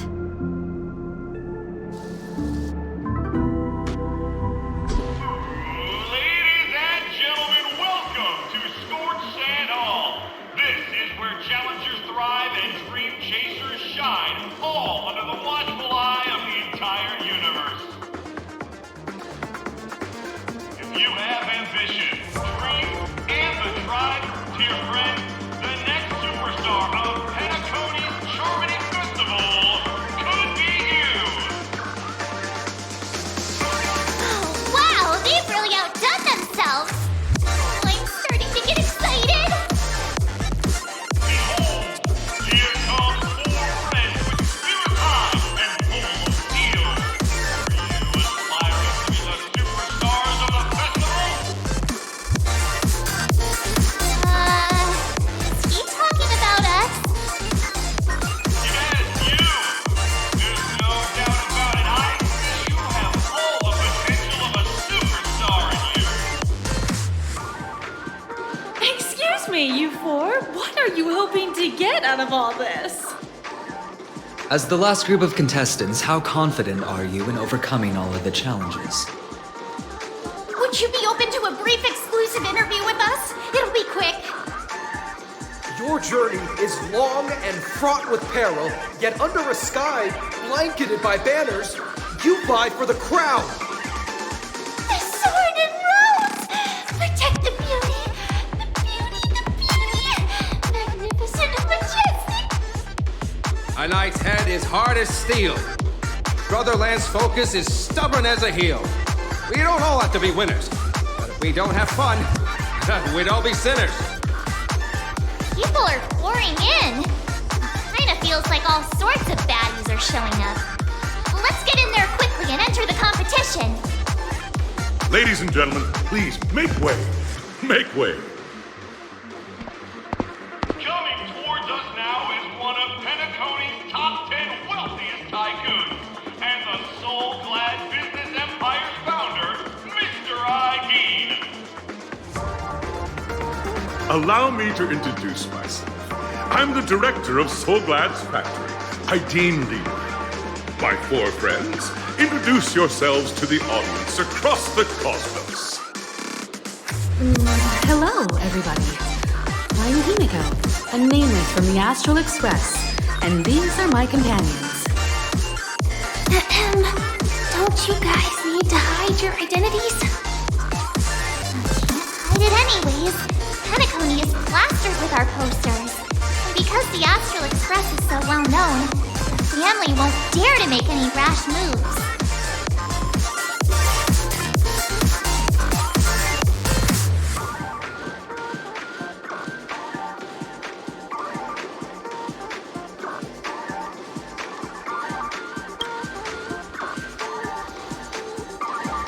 Hello, everyone! I'm March 7th. I'm an ordinary girl who loves adventures. Hello, everyone. I'm Firefly. I am also an ordinary girl who enjoys adventures. So it's a bunch of nameless guests. This final face-off is bound to be spectacular. Time is precious. My four friends, come with me. Grab a bottle of Soul Glad and make your dreams a blast.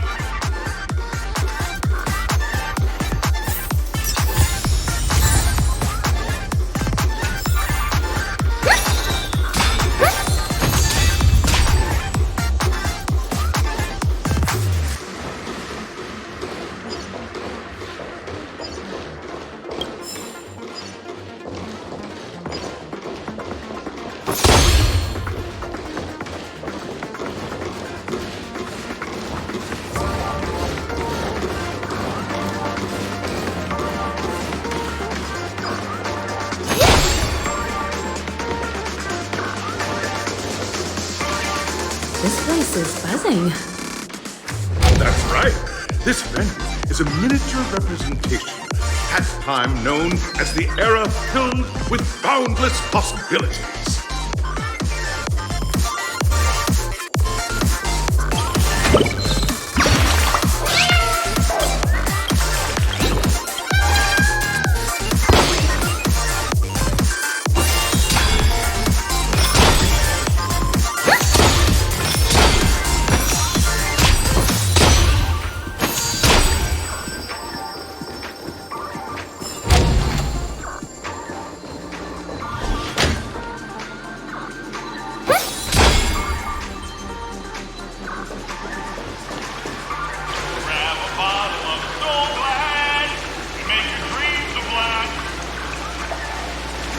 Nameless, your arrival reminds me of the grand occasion when Penacony was first established.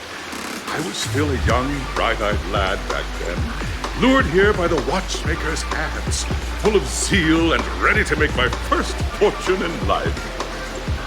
Once, during a particularly grueling day, I passed out and was resuscitated by a drink from Mr. Sousa.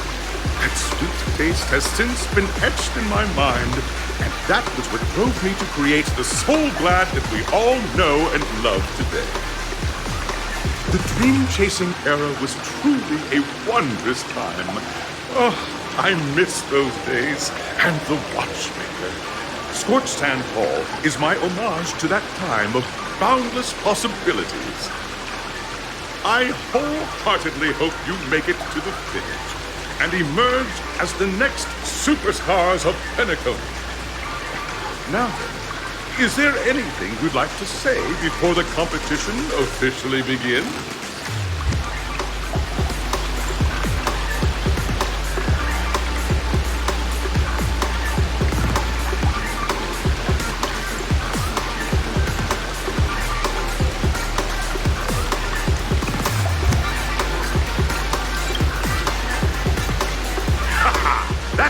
trailblazing spirit. How about you, Miss March? Hello, everyone! Next up, get ready for the Mega March 7th Adventure, where I'm going to break the speedrun world record! Trailblazing into the uncharted and challenging the limits. That's Miss March 7th for you. How about Miss Firefly? I hope that by the end of this journey, everyone will have achieved the outcome that they hoped for. Ah, a wonderful wish! Miss Himiko, what are you expecting from your team? Safety first, everyone. Simple words, but full of warmth. Waiting for you are 3 stages, each connected to that era. The first 2 stages offer 2 distinct paths to choose from, with unique challenges on each round. And in the last stage, you will face off against a champion who has defended the title to this very day. A beloved contender whose noble virtues are unrivaled. Those are the rules. Simple. Everyone clear? Now, I hereby announce that the 33rd Scorch Sand Festival of the 20th season, sponsored by Soul Glad Enterprises, has started.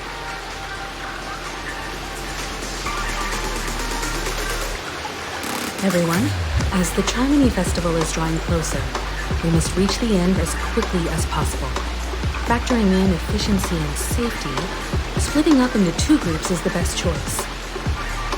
March and I haven't known Miss Firefly for too long and aren't overly familiar with her. It'd probably be better if the 2 of you paired up. Fine by me. Let's do it. All right. I don't have a problem with that.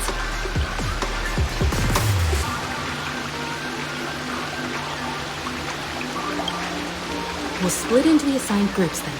Let's not waste time.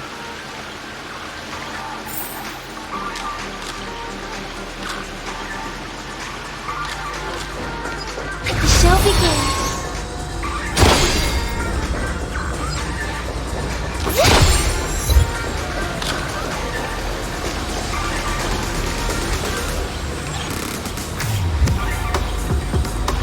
Welcome to the first stage of Soul Glad Enterprises' 33rd Scorch Sand Festival of the 20th season, Dream Play Fantasia.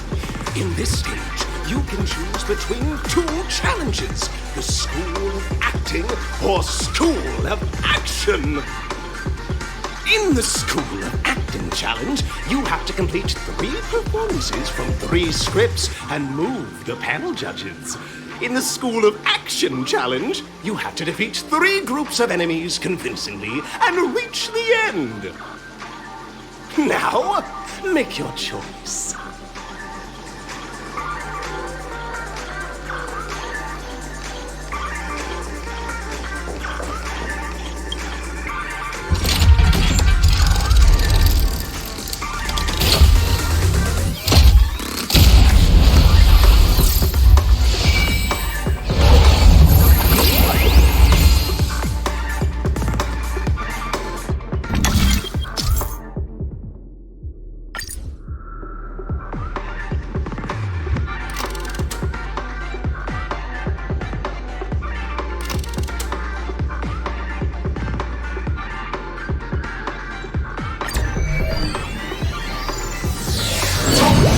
The champion's crown awaits you on the stage. Welcome to the Arena of Action Stars. Please make your way to the stage and vanquish those malevolent scoundrels with your dazzling fighting techniques. The title of Penacony's next big action star awaits you. Competitors, allow me to introduce the rules of this challenge to you. There are a total of 3 stages up ahead, each with their own challenges. The enemies you will contend against are antagonists from the film Once Upon a Time in Dreams.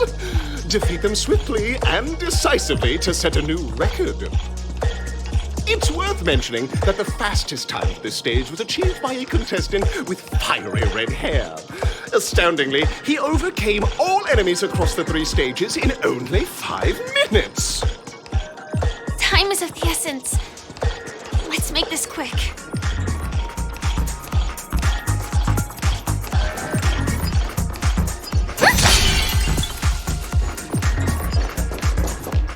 Contestants, you are about to confront the monsters of the primordial dreamscape. During this period, Penacony was nothing but a barren wasteland. The dreamscape was fraught with strife and disorder, with memory zone memes running rampant. As dream chasers who've come to Penacony, defeating them is your first step towards success. All the Soul Glad is ours! Don't even think about plundering the Soul Glad from us!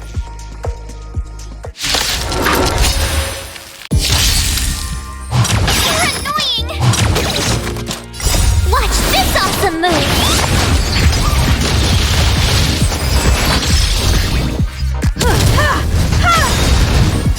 I weep for the departed. It is your fault. You won't get away. Try that again! Resonate all together! You're annoying!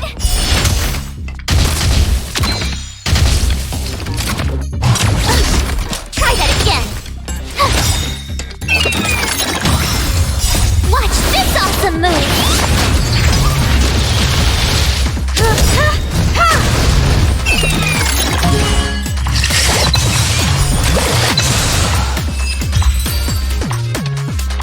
Soul Glad! My Soul Glad! Pretty simple. I just hope these tests don't take too long.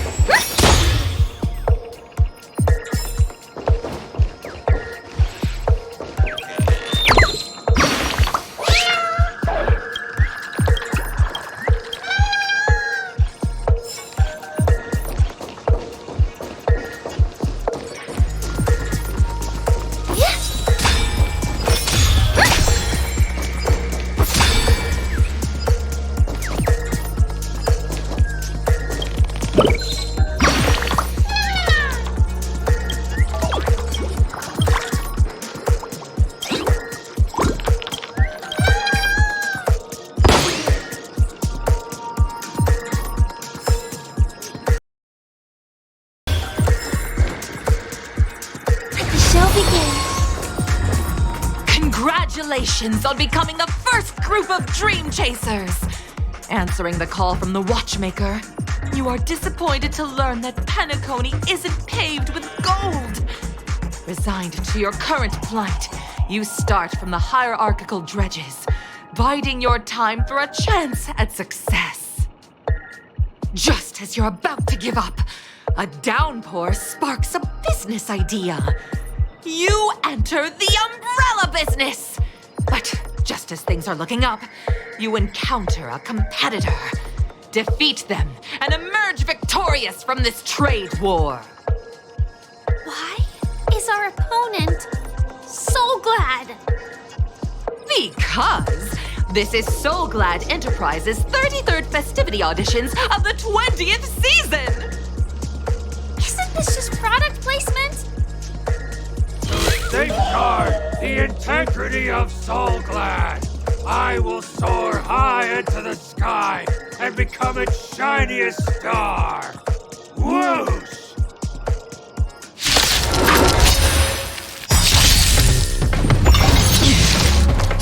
Humanity never conceals its desire to control the heavens, and I'm no exception.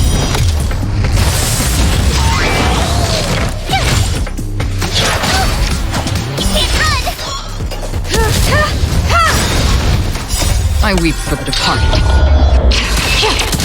It is your fault. Harmony and unity. Destiny. Again?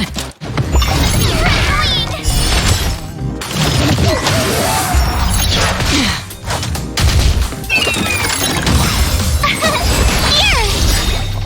Watch this awesome move!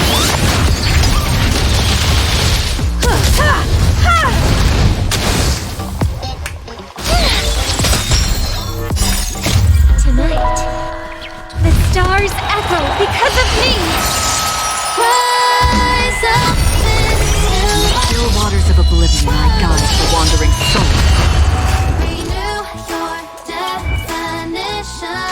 Whoa, so high. Let me show. Now hear my declaration. Welcome to my world. Renew your definition. Whoa, so high.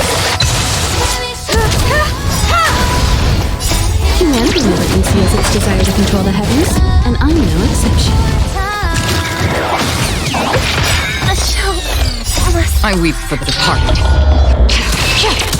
It is your fault. You won't get away.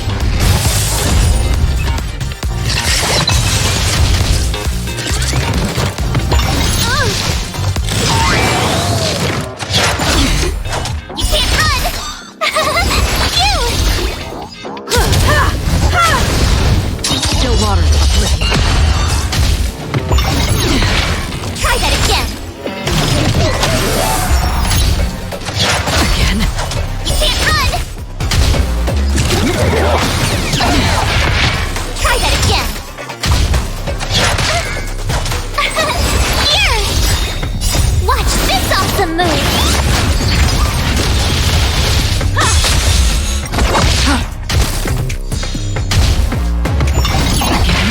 You can't run! Try that again! You can't run!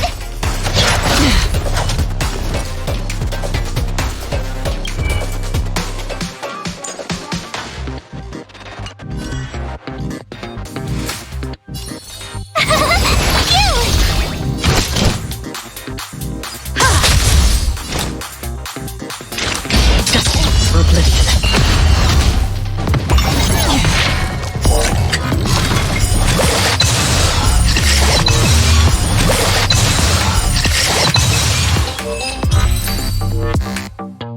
The world kisses me with pain, and I provide with soul glad in return. Whoosh!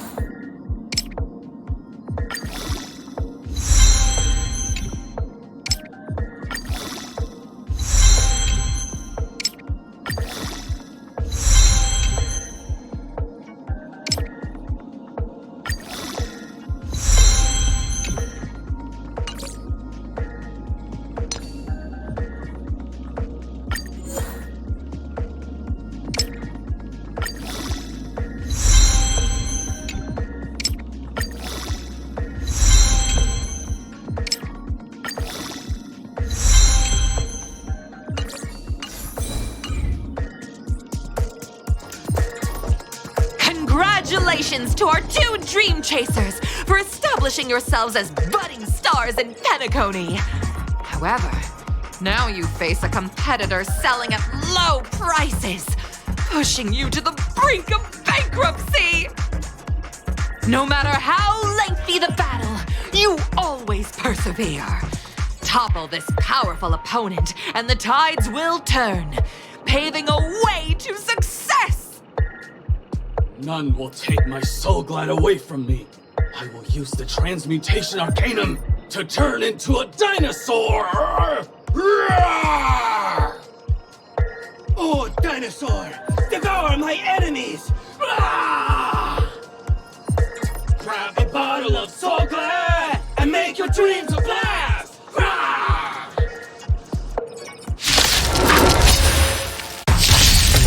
Oh, great, a walk in the park.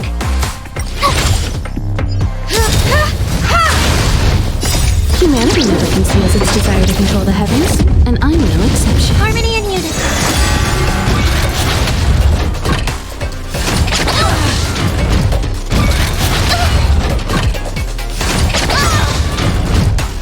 Watch this awesome move! I weep for the departed. It is your fault.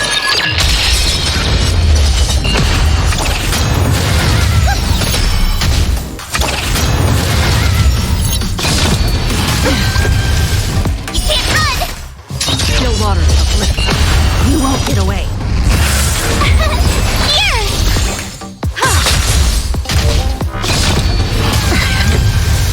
Try that again. Phew! Watch this awesome move!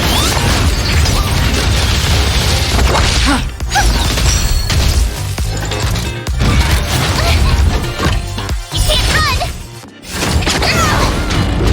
Try that again. Stars echo!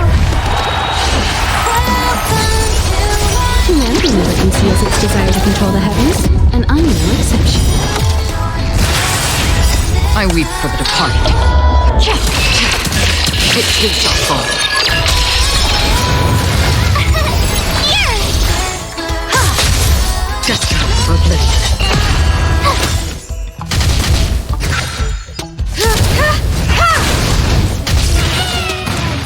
No water to uplift you.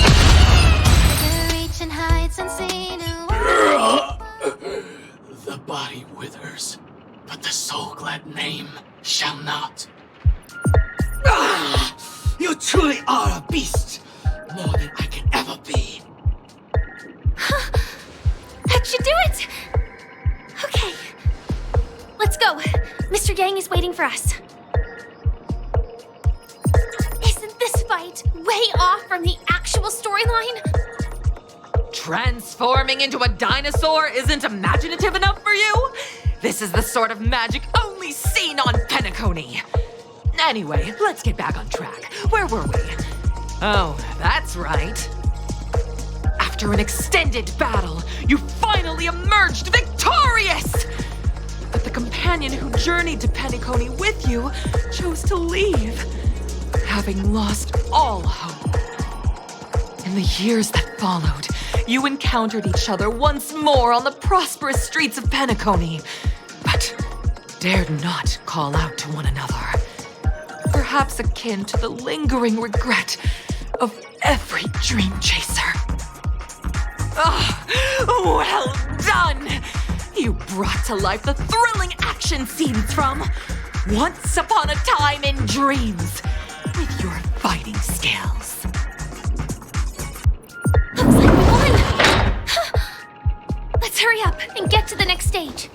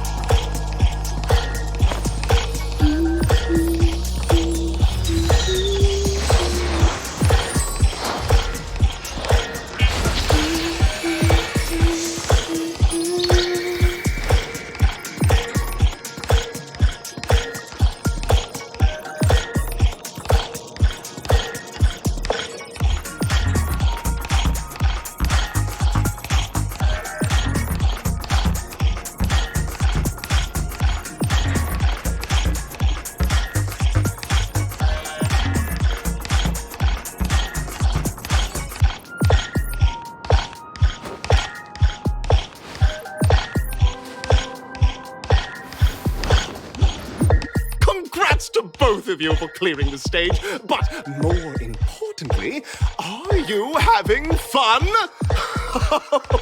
Fun is more important than success. Look at the time!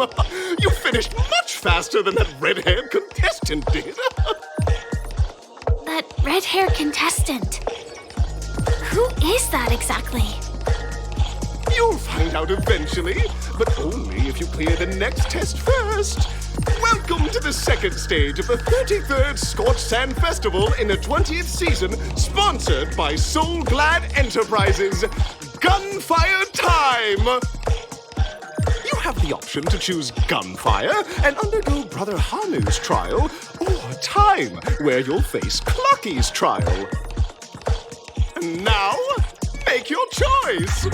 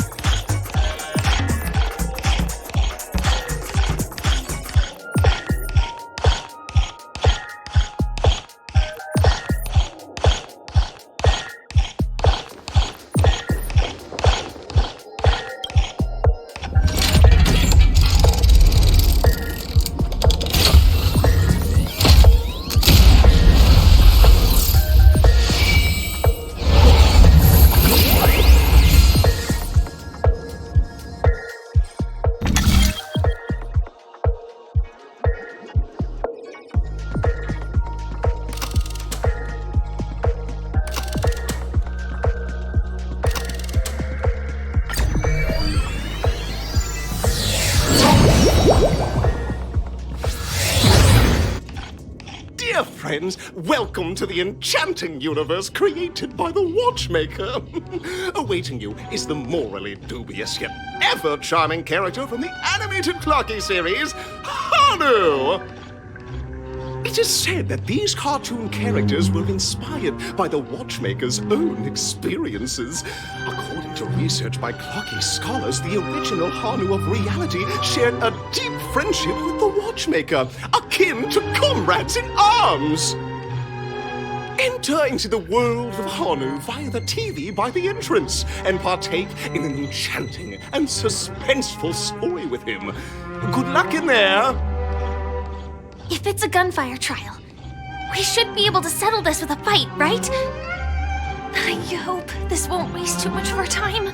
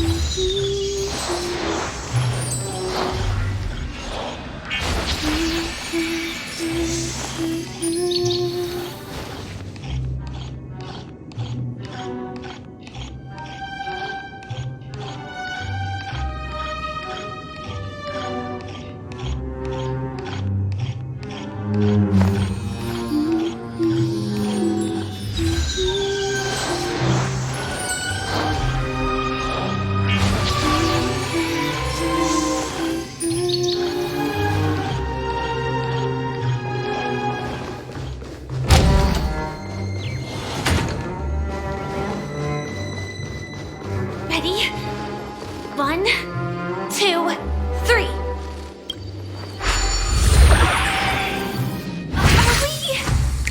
Are we both in control of this Hanu character?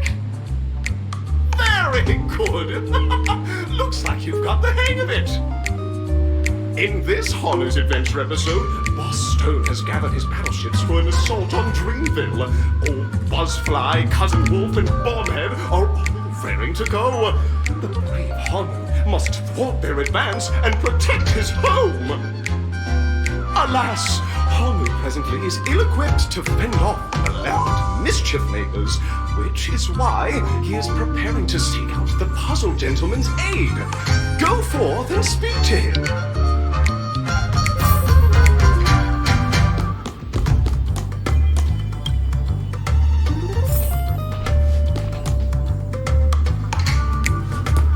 Oh, brave Hanu, you look like you could really use some help.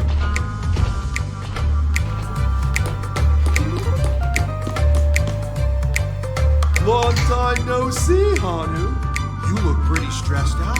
How about an intense and thrilling game of Dream Jigsaw to blow off some steam?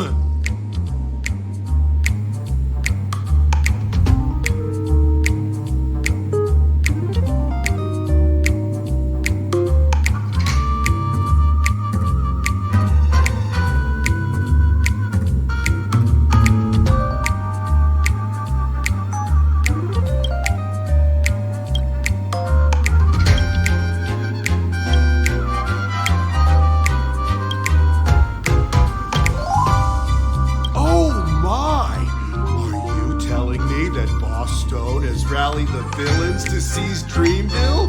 What a dreadful twist of fate! Listen closely, Hanu. I'm aware you're in need of a suitable weapon. And I also know there's one just upstairs. But you know what? You'll have to play an exhilarating round of Dream Jigsaw first. No Jigsaw, no moving forward.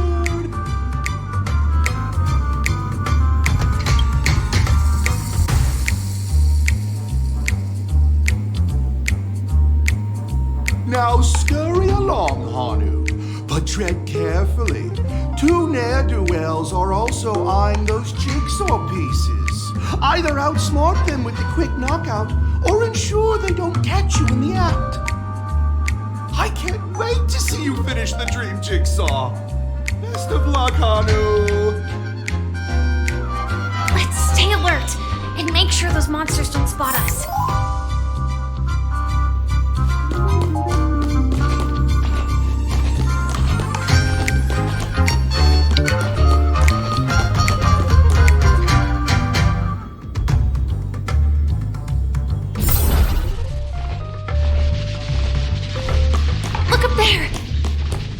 Push that thing down. Do you think that would do the trick?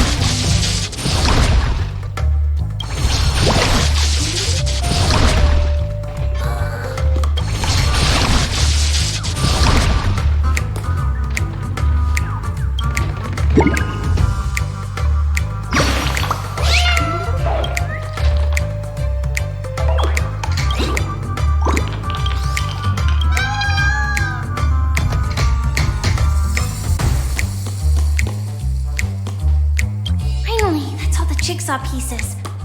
Let's hurry back.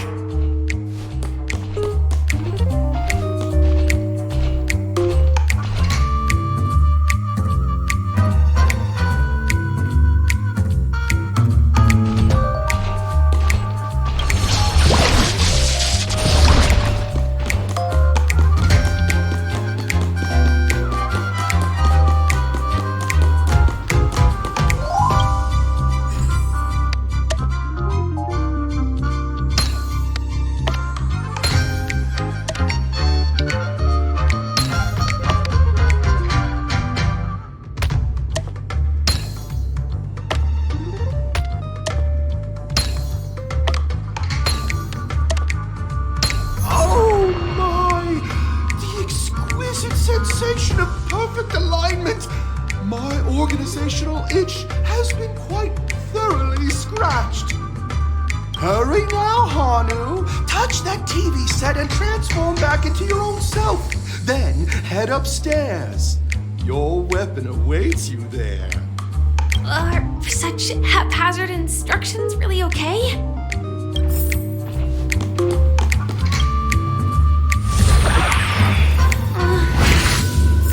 Disconnecting from that thing so suddenly has left me feeling slightly disoriented.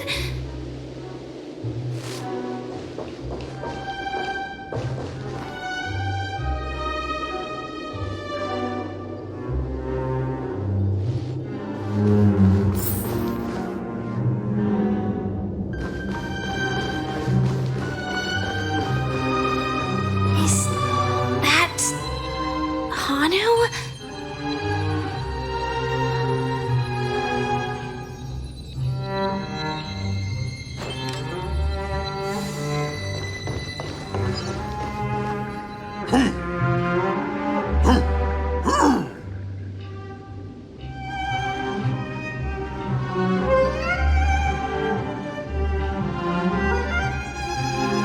I know that this may sound like an exaggeration, but Penacony is actually in danger right now. We have to prevent it at all costs. Sooner rather than later.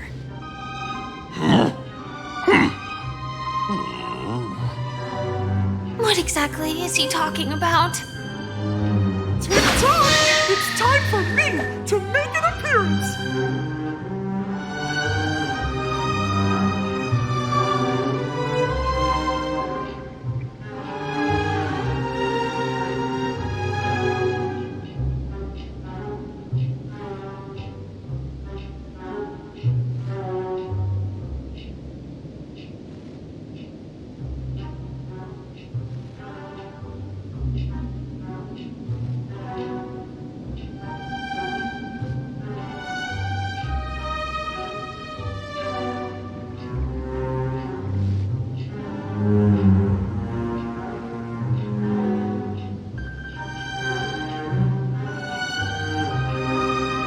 Lucky? I can also see him. Is this character part of the show? In Dreamville, Clocky is everywhere and can do anything! Like right now! I can be your translator! Tick-tock!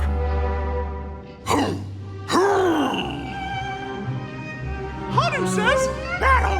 We must do battle!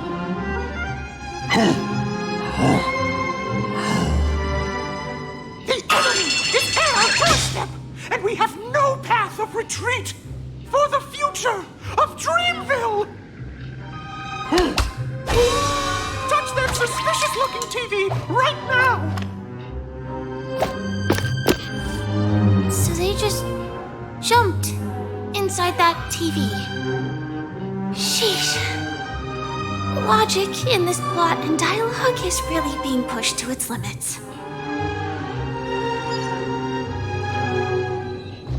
Well, here we go again. Ready?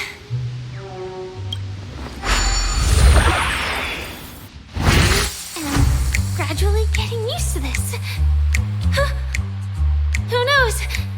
I might even be able to perform some high-level moves with Hanu.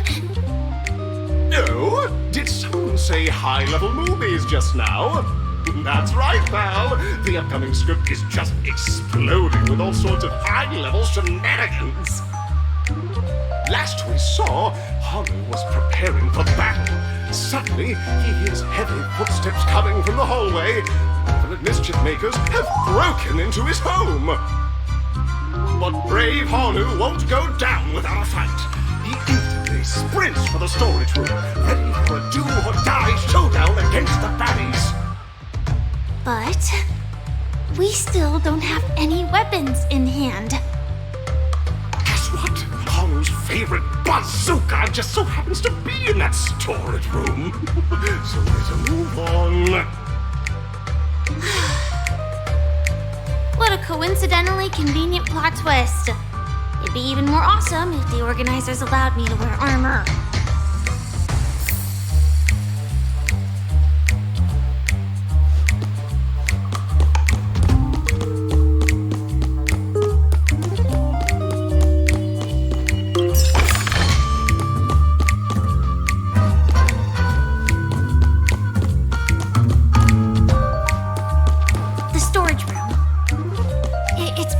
ourselves, right?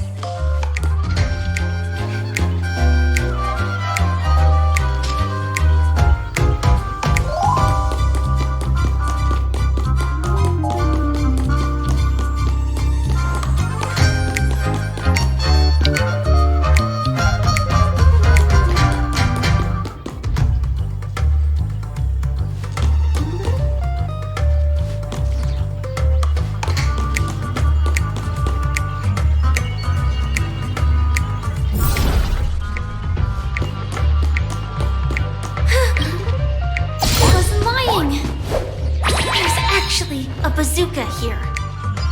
Now we should have a way of dealing with those baddies.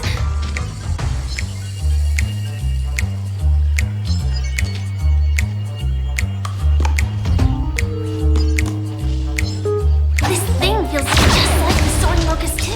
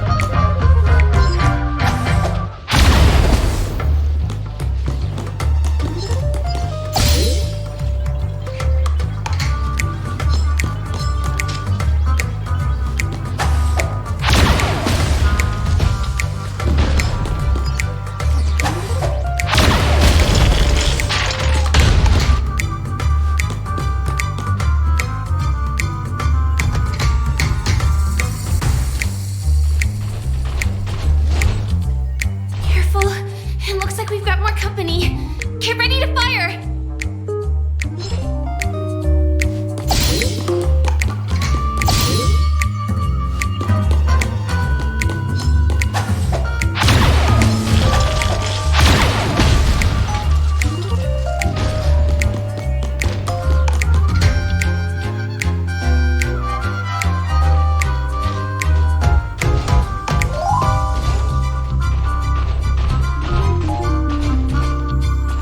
Here we go again.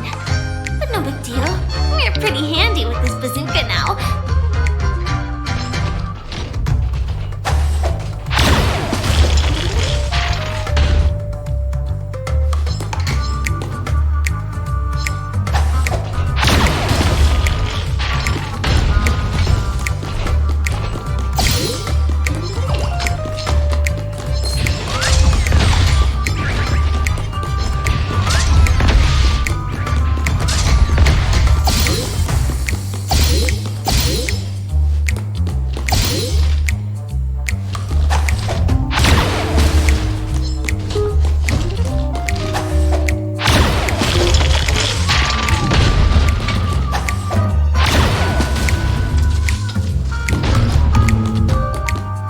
Should be all of them, right?